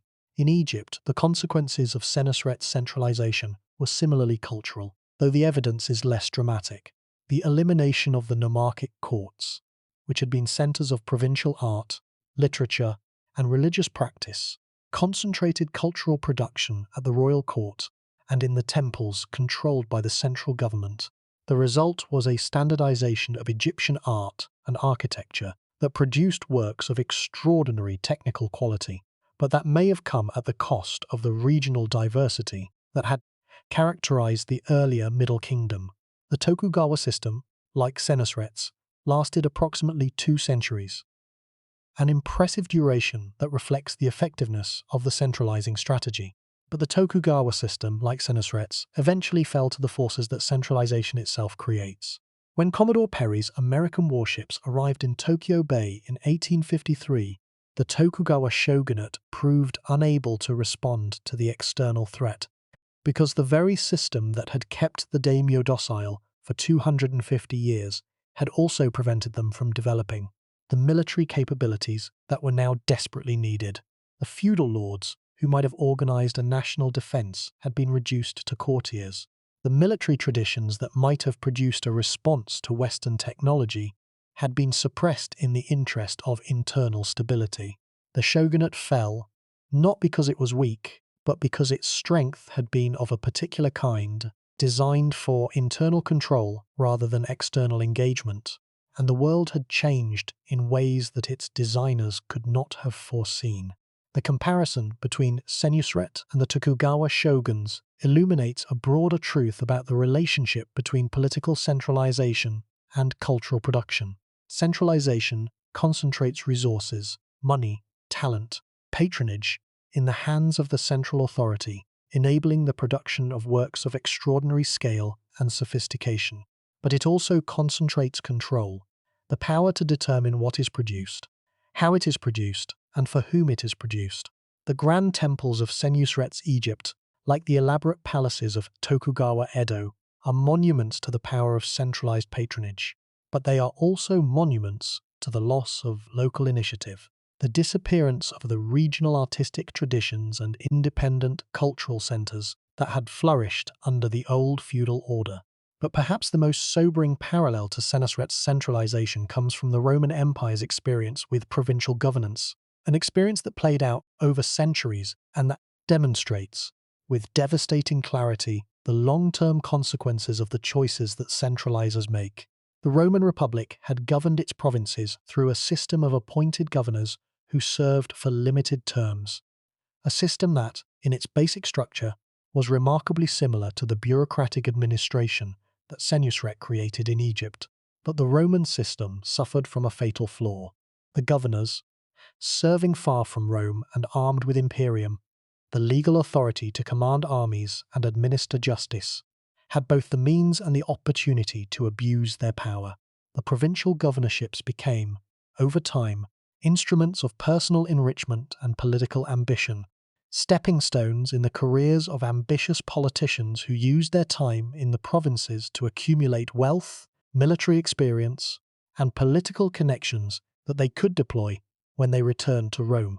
The result was the crisis of the late Republic, a period of escalating competition among powerful individuals who used provincial resources to fund private armies and fight civil wars.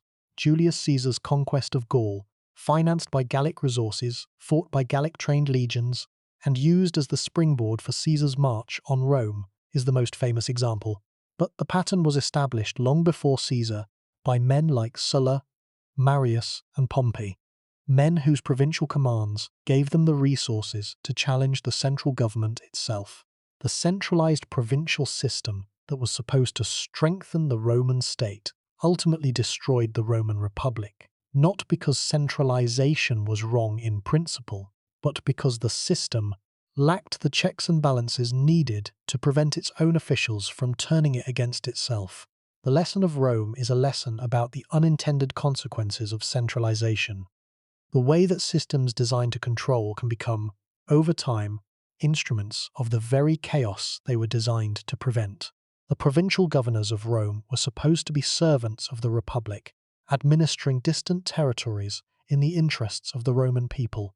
Instead, they became independent power brokers, men whose control over provincial armies and provincial revenues gave them the means to challenge the central government itself. The system had been designed for accountability, but the distances involved, the weeks it took for messages to travel from the provinces to Rome and back, made accountability impossible to enforce in practice. By the time the Senate learned that a governor was abusing his power, the governor had already used that power to make himself untouchable. Senusret's Egypt did not face this particular problem.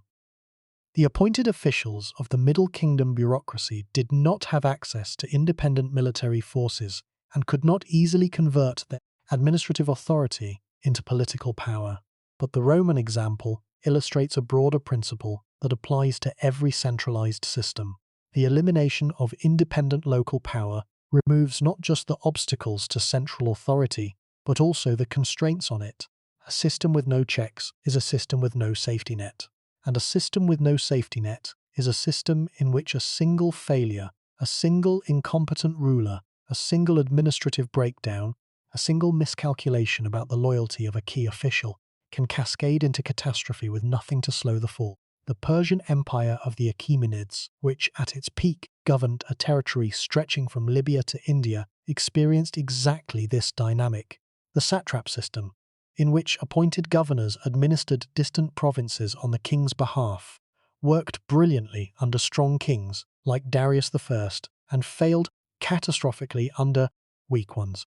Satraps, who were supposed to be loyal servants of the central government, became, in periods of central weakness, independent rulers who used their provincial resources to pursue their own ambitions. The revolts of the satraps in the 4th century BC, a series of coordinated uprisings by provincial governors who had accumulated enough power to challenge the king himself, were the direct consequence of a centralized system whose checks on provincial authority had eroded over time. Senusret's administrative system was better designed than the Persian satrap system. The appointed officials of the Middle Kingdom had less military and economic independence than the Persian satraps, and the shorter distances involved in governing Egypt made central oversight easier to maintain. But the underlying dynamic was the same. The removal of independent local power creates efficiency in the short term, but fragility in the long term, because there is nothing to cushion the impact when the central authority falters. A single incompetent ruler, a single administrative breakdown, a single miscalculation can cascade into catastrophe with nothing to slow the fall. And this brings us to the question of the statues. The question we began with, and the question that has been hovering over this entire discussion. Why did Senusret III choose to be depicted in the way he did? Why those furrowed brows, those heavy-lidded eyes, those lines of exhaustion carved into the granite? The conventional art historical answer is that the statues represent a new style of royal portraiture, a departure from the idealized, serene, divinely perfect images of the Old Kingdom pharaohs toward a more realistic or expressive mode of representation. This answer is not wrong, but it is incomplete. It describes what changed without explaining why it changed. The answer lies in the transformations that Senusret imposed on the Egyptian state, and in the burden that transformation placed on the man who imposed it. Senusret had made himself the center of everything. He had eliminated the intermediaries who had once shared the burden of governance. He had concentrated power, military, economic, administrative, in his own hands to a degree that no previous pharaoh had achieved, and the statues show the cost. They show a man who carries the weight of an entire kingdom on his shoulders. Not metaphorically, but literally, in the deep lines of his face and the weariness of his eyes. The Old Kingdom pharaohs could afford to be depicted as serene, ageless gods because they shared the burden of governance with dozens of powerful nomarchs. Senusret could not afford that serenity because there was no one left to share the burden with. The statues are not merely a new artistic style. They are also, paradoxically, a statement of humility, or at least of self-awareness. The pharaoh who chose to be depicted with the marks of exhaustion was acknowledging something that the idealized portraits of his predecessors had denied, that kingship is work, that the smooth faces of the Old Kingdom pharaohs were lies, beautiful lies, comforting lies, lies that served the interests of a cosmic mythology, that required the pharaoh to be perfect and eternal, but lies nonetheless. The truth was what Senusret's face showed, that ruling a kingdom is difficult, that it takes a toll, that the man who bears the crown also bears the weight that comes with it. By choosing to show this truth rather than hiding it behind the conventional mask, Senusret was making a radical claim about the nature of his authority. He was saying, "My power does not come from my perfection, it comes from my labor, and the evidence of that labor is written on my face." This is a claim that would have been incomprehensible to the builders of the pyramids. The Old Kingdom pharaohs ruled by being, not by doing. Their authority was ontological, a function of what they were rather than what they achieved. Senusret's authority was experiential, a function of what he had done and what it had cost him. The shift from ontological to experiential authority is one of the most important transitions in the history of political thought. It is the transition from divine right to earned legitimacy, from the authority of birth to the authority of achievement, from the smooth face of the god-king to the lined face of the warrior pharaoh. And it happened not in the philosophical texts of the Greeks or the political treatises of the Romans, but in a sculptor's workshop in Middle Kingdom Egypt, nearly 4,000 years ago. They are a political statement, a declaration that this pharaoh has earned his crown through labor and suffering, and that the weight of absolute power is visible in his face for all to see.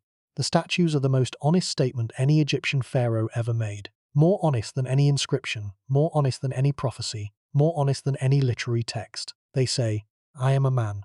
I have fought. I have governed. I have carried a weight that no human being should have to carry alone, and I am tired, but I am still standing for all to see." There is a moment late at night when the mind stops processing information and begins to feel it instead, when the accumulation of facts and dates and inscriptions and archaeological reports tips over into something more personal, more visceral, more real. This is that moment. Consider the face of Senusret III, not as an artifact, not as a masterwork of Middle Kingdom sculpture displayed under museum lights, but as a face, a human face. The face of a man who lived and breathed and ate and slept and made decisions that affected millions of people, and who lies now, somewhere beneath the sands of Egypt, reduced to bone and wrapping and silence. He was a man. He had a body that aged and weakened, that ached after long marches through the Nubian desert, that sweated under the weight of the double crown, during interminable ceremonies in the temples. He had a body that needed food and sleep and the warmth of a fire on the cold desert nights, when the temperature dropped from scorching to freezing within hours. He felt fatigue and frustration and the particular loneliness that comes from being the person upon whom all decisions ultimately rest. He stood on the walls of Buhin and looked south toward the country he had conquered.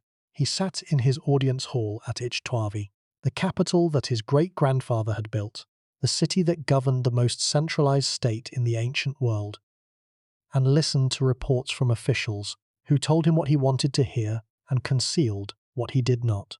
He lay awake at night. We can be certain of this because every ruler in history has lain awake at night, turning over problems that had no clean solutions. And the sculptor who carved his likeness in granite made a choice to show the world not the mask but the man. Let that sink in. In a civilization that had been carving idealized images of its rulers for more than 1,000 years, a civilization in which the purpose of royal art was to project divine perfection, to reassure the population that the cosmic order was intact, to present the pharaoh as an eternal, unchanging, untouchable symbol of stability. A sculptor picked up his chisel and carved exhaustion. He carved age. He carved the deep furrows that run from nose to mouth, the nasolabial folds that deepen with years of clenched jaw and set expression. He carved the heavy lids that drop over eyes that have stared too long at too many problems. He carved the downturned mouth of a man who has heard too many lies and told too many truths that nobody wanted to hear. He carved the furrowed brow of a man who has spent decades making decisions that carry the weight of life and death. And the pharaoh, the most powerful man in the kingdom, the man who could have commanded any image he wanted, the man who could have ordered his sculptors to carve the smooth, ageless, unblemished face of divine perfection that 1,000 years of tradition prescribed, allowed it, approved it, chose it. This tells us something essential about the nature of power and the nature of self-knowledge. Senusret III knew what he was. He knew that the serene, ageless mask of Old Kingdom kingship was no longer appropriate. Not because the artistic conventions had changed, but because the reality of kingship had changed. The Old Kingdom pharaoh had been a god enthroned, a figure of cosmic permanence whose personal qualities were irrelevant because his authority derived from his nature rather than his achievements. Senusret was something different. He was a king who had earned his authority through action, through military campaigns, administrative reforms, and the relentless exercise of personal will. His kingship was not a birthright. It was an achievement. And the statues declare that achievement not through idealization, but through the visible marks of the effort it required. The art historian Gay Robbins, in her analysis of Egyptian royal portraiture, has noted that the statues of Senusret III represent a fundamental break with the conventions of Egyptian royal art, a break so complete that it effectively created a new genre. Before Senusret, royal statues existed on a spectrum between the purely idealized, the smooth, ageless, perfectly symmetrical faces of the Old Kingdom, and the slightly individualized, the subtly differentiated features of the early Middle Kingdom that hinted at personal identity without fully committing to it. After Senusret, the question of how to depict the pharaoh became, for the first time, a question of choice rather than convention. His successors could choose to follow his example, carving their faces with the same expressive realism that his sculptors had pioneered, or they could return to the idealizing conventions of the past. Both options were now available. The artistic vocabulary had been expanded permanently, and the expansion was, like everything else about Senusret's reign, an act of power, a declaration that the pharaoh was not bound by the conventions of his predecessors, but could reshape those conventions to serve his own purposes. The physical survival of these statues is itself remarkable. Multiple examples survive. In the British Museum, the Egyptian Museum in Berlin, the Metropolitan Museum of Art in New York, and they display a consistency of style and expression that suggests they were produced by a single workshop or under the direction of a single master sculptor. The consistency is important because it tells us that the distinctive style of Senusret's portraits was not accidental but deliberate. A conscious artistic program, approved and presumably directed by the pharaoh himself, that was applied consistently across multiple statues intended for different locations and different purposes. This is not a sculptor's personal vision imposed on a passive client.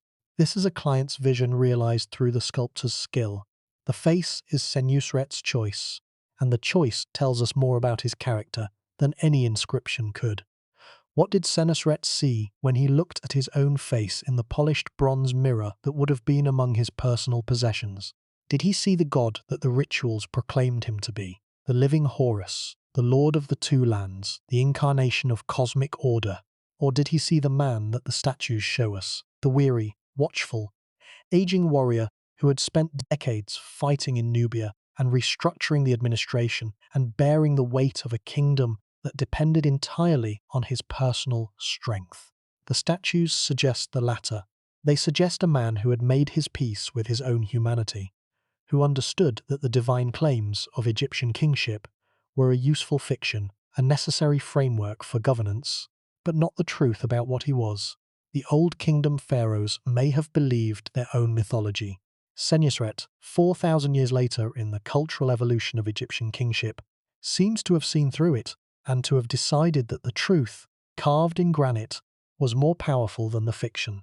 There is a word in the vocabulary of art criticism that applies to these statues: gravitas, weight, seriousness, the quality of bearing a burden visibly and without complaint. The Roman senators cultivated gravitas as a political virtue, the appearance of severity and self-control that signaled competence and reliability. The statues of Senusret III are the earliest and perhaps the most powerful expression of gravitas in the history of art. Images that convey authority, not through idealization, but through visible evidence of its cost. But here is the problem. The statues that show us Senusret's humanity also remind us of his limitations. The face that carries the weight of kingship is also the face of a man who will die, who will leave his centralized, efficient, all-powerful state to successors, who may not have his strength, his will, or his capacity for the kind of relentless personal governance that the system now requires. Senusret had built a machine that ran on the fuel of royal competence. And competence, unlike stone, cannot be carved to last. The system worked brilliantly as long as the man at the center was brilliant. When the man at the center was merely average, or worse, merely human, the system would falter, and there would be no one to catch it. The nomarchs were gone. The safety net was gone. There was only the throne, the bureaucracy, and the hope that the next pharaoh would be strong enough to bear what his predecessor had created. We assume that great civilizations are built by great leaders. The archaeological record suggests something more complicated, that great civilizations are built by systems and that the greatest leaders are the ones who create systems that can function without them. Senusret built such a system, but he also built a system that depended for its optimal functioning on the kind of personal qualities, energy, intelligence, decisiveness, the willingness to make difficult decisions and bear their consequences alone, that cannot be guaranteed in any successor. The system was brilliant, but its brilliance was the brilliance of a machine designed for a specific operator, and when the operator changed, the machine performed differently. The Egyptologist Detlef Franke, who studied the transition from the late 12th Dynasty to the 13th Dynasty, noted that the administrative apparatus Senusret created continued to function after the end of the 12th Dynasty, but with diminishing effectiveness. The provincial administration still collected taxes, the frontier fortresses were still garrisoned, the temples still received their offerings, but the driving force was gone. The personal energy of the warrior pharaoh, the energy that had pushed the frontiers south, broken the power of the nomarchs, reorganized the bureaucracy, and stamped the pharaoh's face on every aspect of Egyptian governance, was replaced by the routinized competence of professional administrators. The system did not collapse, it coasted. And the difference between driving and coasting is the difference between a civilization that is advancing and a civilization that is standing still. And in the ancient world, standing still was the first step toward falling behind. In a world where the Kerma kingdom to the south was growing stronger, where Asiatic populations were infiltrating the delta, where the ecological constraints of the Nile Valley were placing ever-increasing pressure on the agricultural system that sustained the population, standing still was not an option. But standing still was exactly what the post-Senusret system was designed to do. It was designed for maintenance, not for innovation. And in a changing world, maintenance is a slow form of decline. This is the tragedy of every centralizer in history.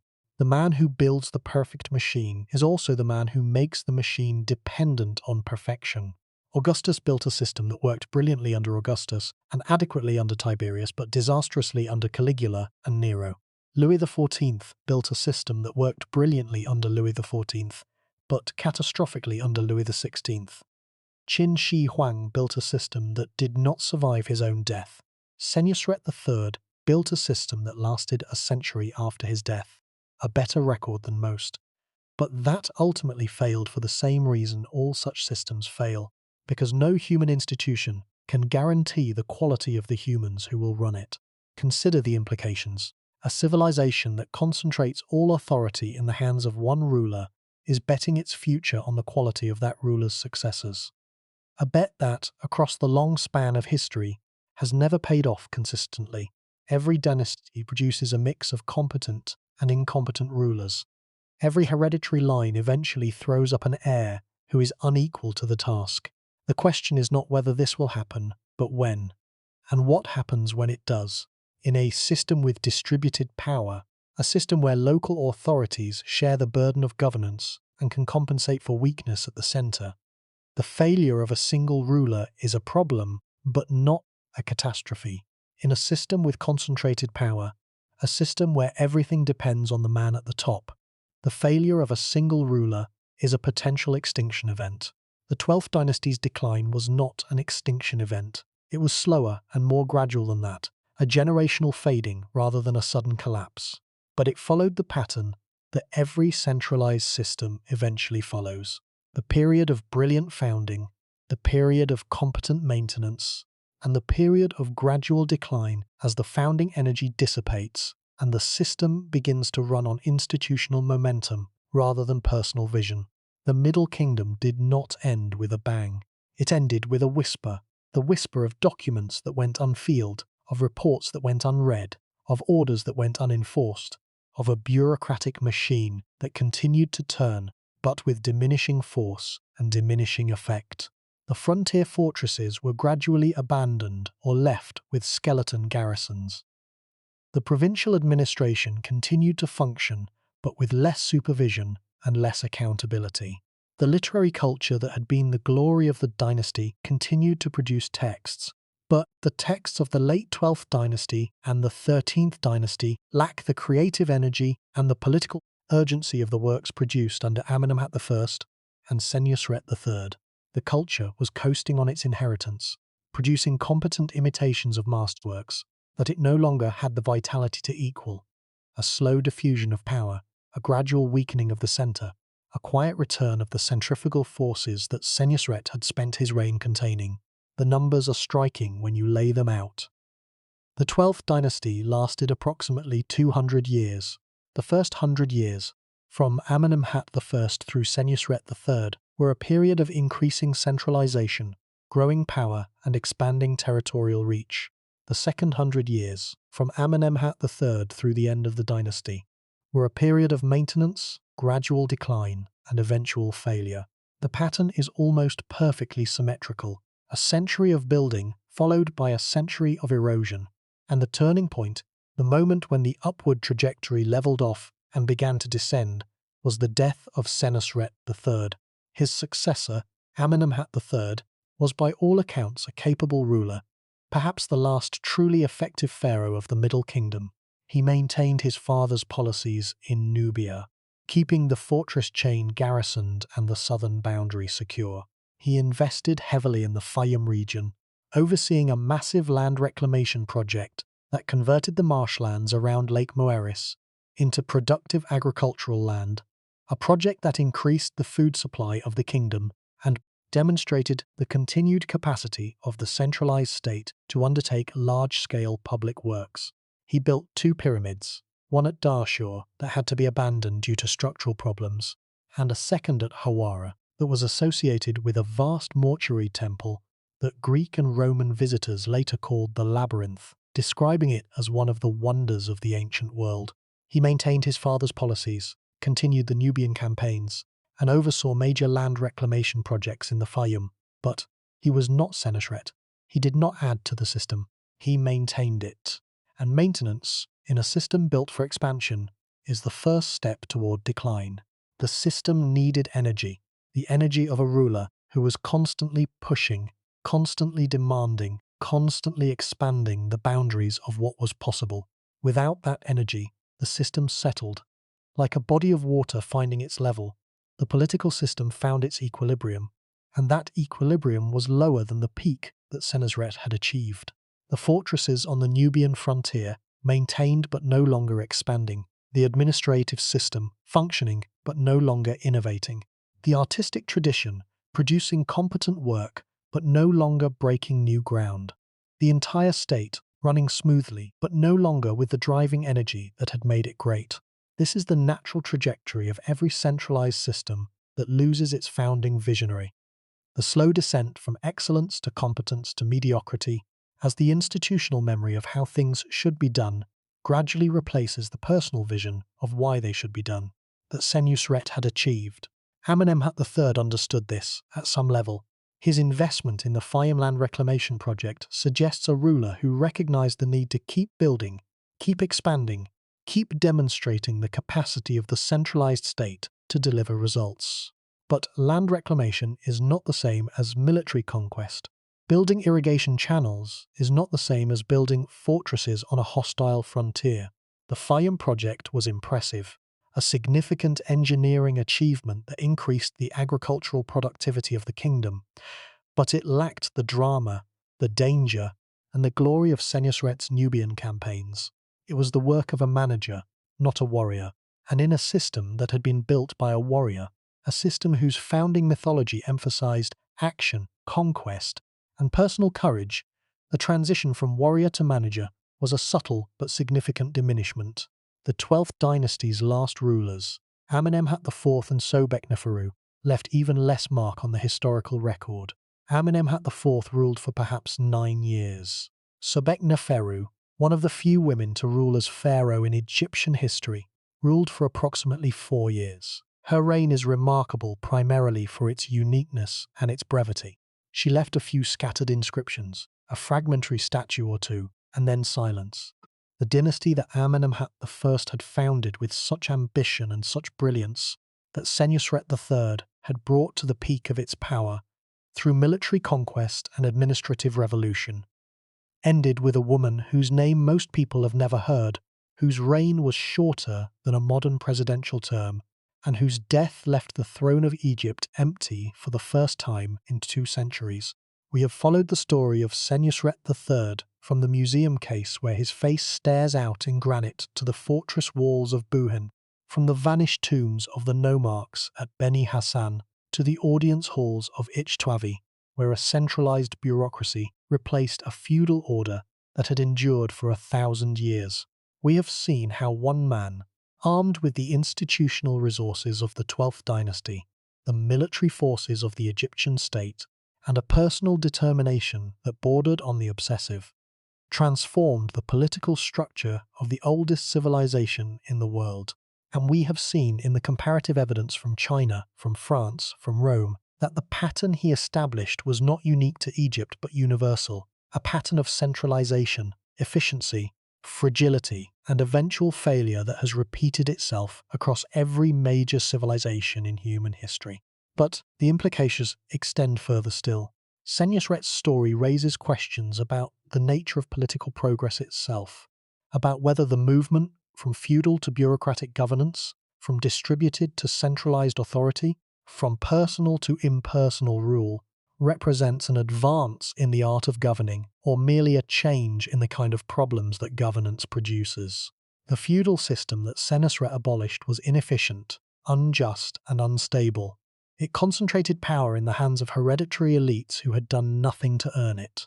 It allowed the interests of local lords to override the interests of the nation. It created a permanent source of political instability that had already destroyed one Egyptian state, and that was threatening to destroy another. But it also provided something that bureaucratic systems cannot: a human connection between the governed and the governing, a sense of community and belonging, a feeling that the people who ran your world were also people who knew your world, who lived in it, who cared about it, because it was their world too. The nomarch who sat in judgment over a dispute between 2 farmers in his nome understood the local irrigation patterns, the local land boundaries, the local family feuds that might be driving the dispute.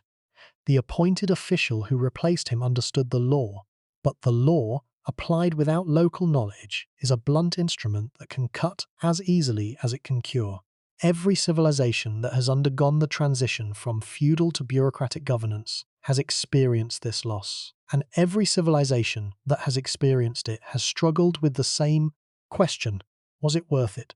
Was the gain in efficiency, in uniformity, in the rational application of law and policy, across the entire territory of the state, worth the loss of the personal, the local, the human?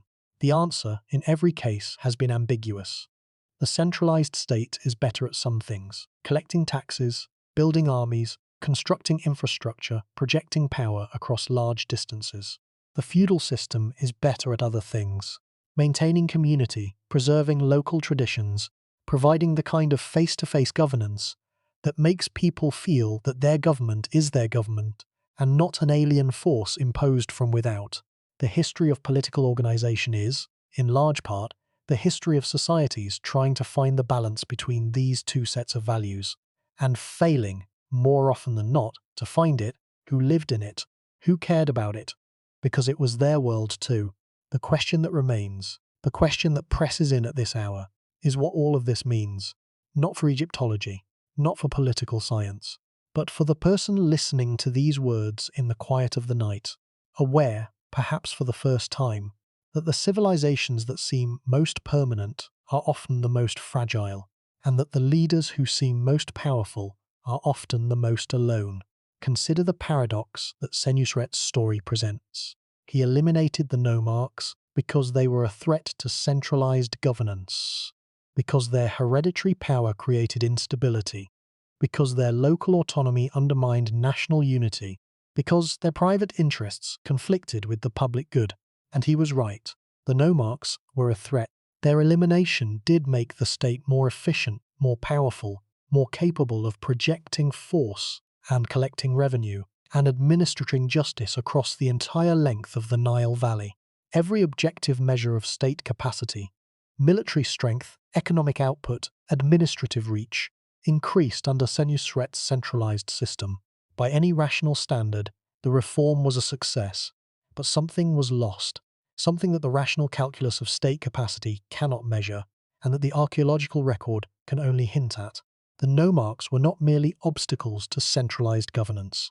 They were also nodes of local community, centers of patronage, culture, and identity that connected the ordinary people of Egypt to the larger political system in ways that were personal, immediate, and meaningful. The farmer in Middle Egypt who brought his disputes to the nomarch's court was not just interacting with the state. He was interacting with a person, a man whose family had governed his community for generations, who knew the local customs, who understood the local ecology, who had a personal stake in the welfare of the people he governed.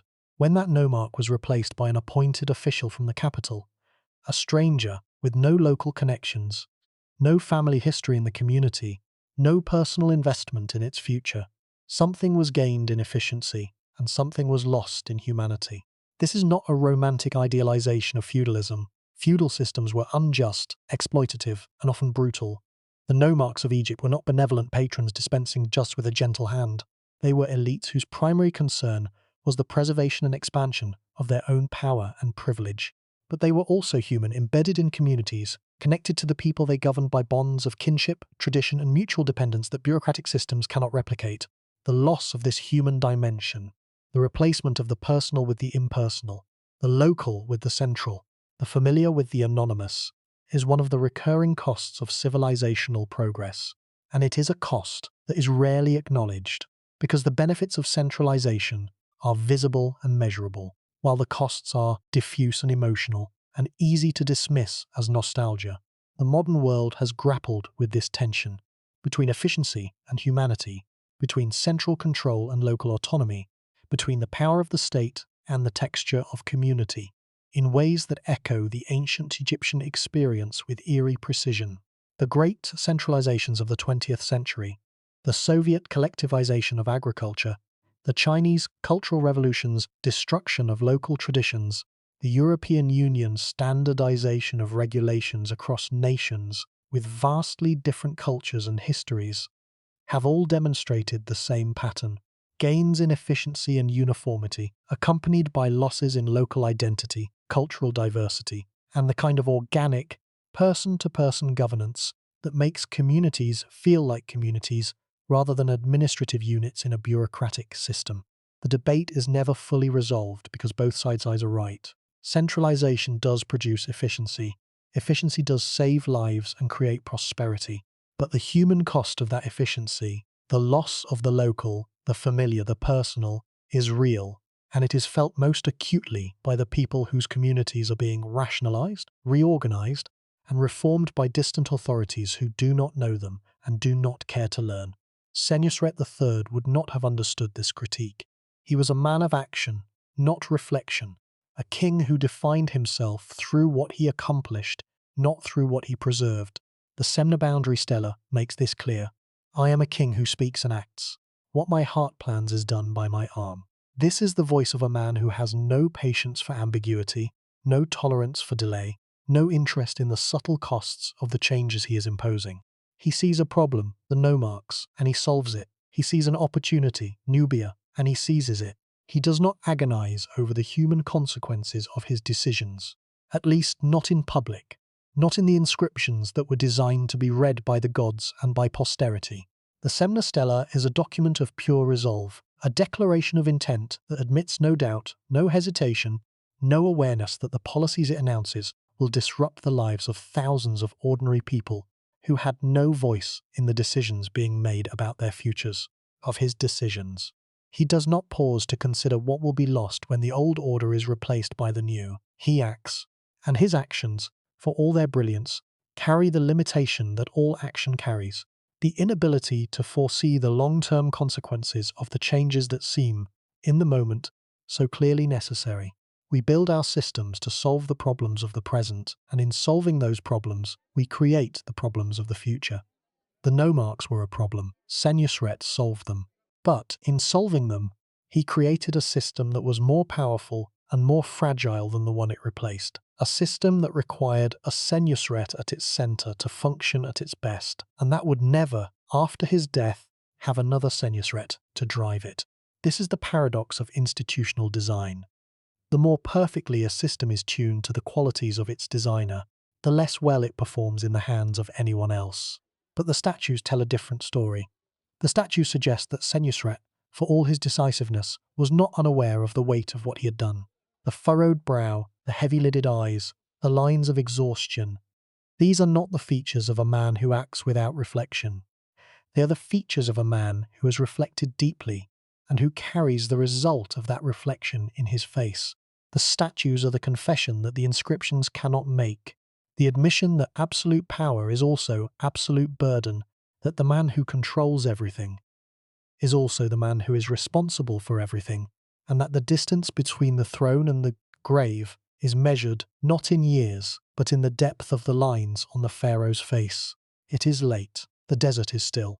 Somewhere in the sand near the village of Dashur, or perhaps at the great enclosure at Abydos, where recent archaeological work by Josef Wegener has revealed what may be Senusret's true burial site. The body of the pharaoh lies in whatever remains of the tomb that was prepared for him 4,000 years ago. The fortress of Buhan lies beneath the waters of Lake Nasser, drowned by the construction of the Aswan High Dam in the 1960s. Its walls, its bastions, its gate chambers and barracks and granaries submerged forever beneath the artificial lake that modern Egypt created to control the same Nile that ancient Egypt had worshipped as a god. The fortress was excavated before the flooding. Walter Emery's team recorded what they could, preserved what they could, documented what they could, but the physical structure is gone. The stones that Senusret's engineers laid with such precision are buried under meters of water and silt, inaccessible, invisible, as thoroughly lost to the visible world as the nomarchs whose power Senusret destroyed, but the face remains. The granite face with its furrowed brow and its heavy-lidded eyes, displayed in museums in Berlin, London, and New York, staring out at visitors who pause for a moment, read the label, and move on to the next exhibit. Most of them do not know what they are looking at.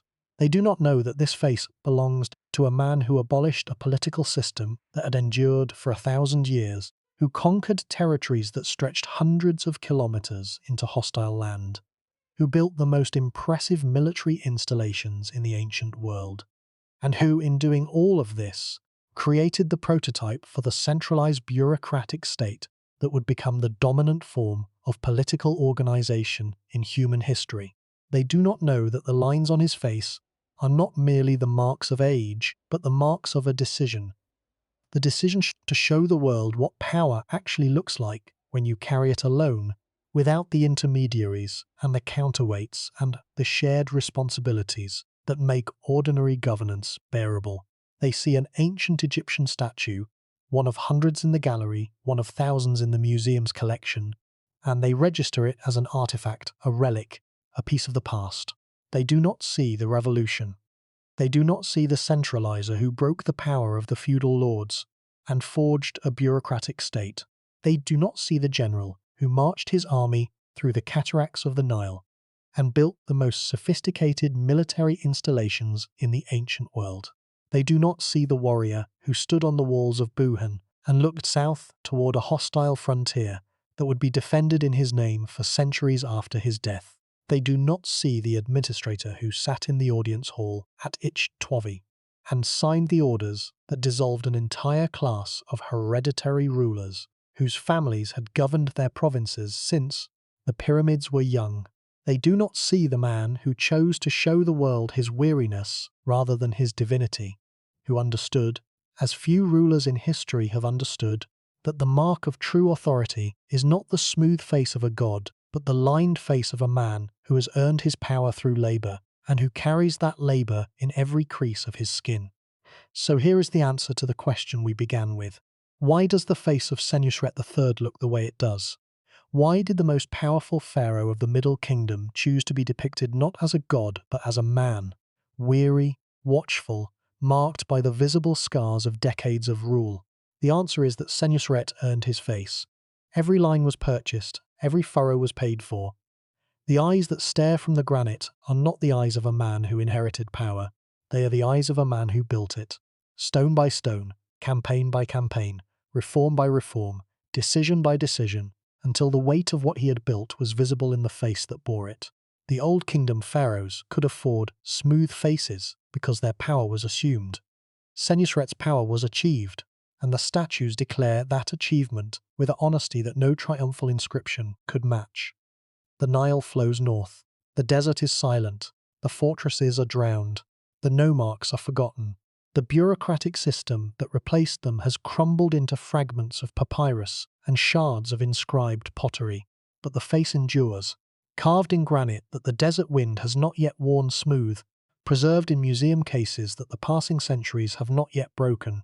It is the face of a man who changed his world so thoroughly that his world could not survive without him. And it is the face that every person who has ever held power will, if they are honest, eventually recognize as their own. The weight is always there. The question is whether you choose to show it, whether you hide behind the smooth mask of divine authority and pretend that the burden does not exist, or whether you carve the burden into stone for all the world to see and let the lines on your face speak the truth that the triumphal inscriptions cannot. Every leader who has ever built something greater than themselves has felt the weight that Senusret felt, the weight of decisions that cannot be undone, the weight of consequences that cannot be foreseen, the weight of knowing that the system you have built will outlast you, and that you have no way of knowing whether it will survive the transition from your hands to the hands of your successors. Senusret carried that weight for 39 years, and he chose in the end to let the world see what it looked like. Senusret III chose to show it, and 4,000 years later, we are still looking at the face that broke every rule of royal art, still looking at the lines that tell a story no inscription could capture, still looking at the eyes that saw the Nubian frontier and the vanished nomarchs and the bureaucratic machinery of a state that would not survive the loss of the man who built it. Still looking and still seeing in that ancient face something that is not ancient at all, something that is as familiar as the face in our own mirror when the masks come off and the weight shows through. The desert is silent, the Nile flows on, and the face in the granite stares into a distance that 4,000 years have not closed. It stares past the museum visitors and their phone cameras, past the scholars and their footnotes, past the centuries and their forgetting. It stares into the same distance it has always stared into, the distance between what a man builds and how long it lasts, between the ambition that drives the builder and the time that erodes what was built, between the face that carries the weight and the stone that preserves it. That is the story of Senusret III, the pharaoh who broke the old order, the warrior who conquered the south, the centralizer who concentrated all power in his own weary hands, the man who chose to let the world see what power does to the person who wields it. And the face, that extraordinary, unforgettable, 4,000-year-old face, that still tells the truth about what kingship costs, long after the kingdom itself has turned to dust and the desert has reclaimed the land where his fortresses once stood.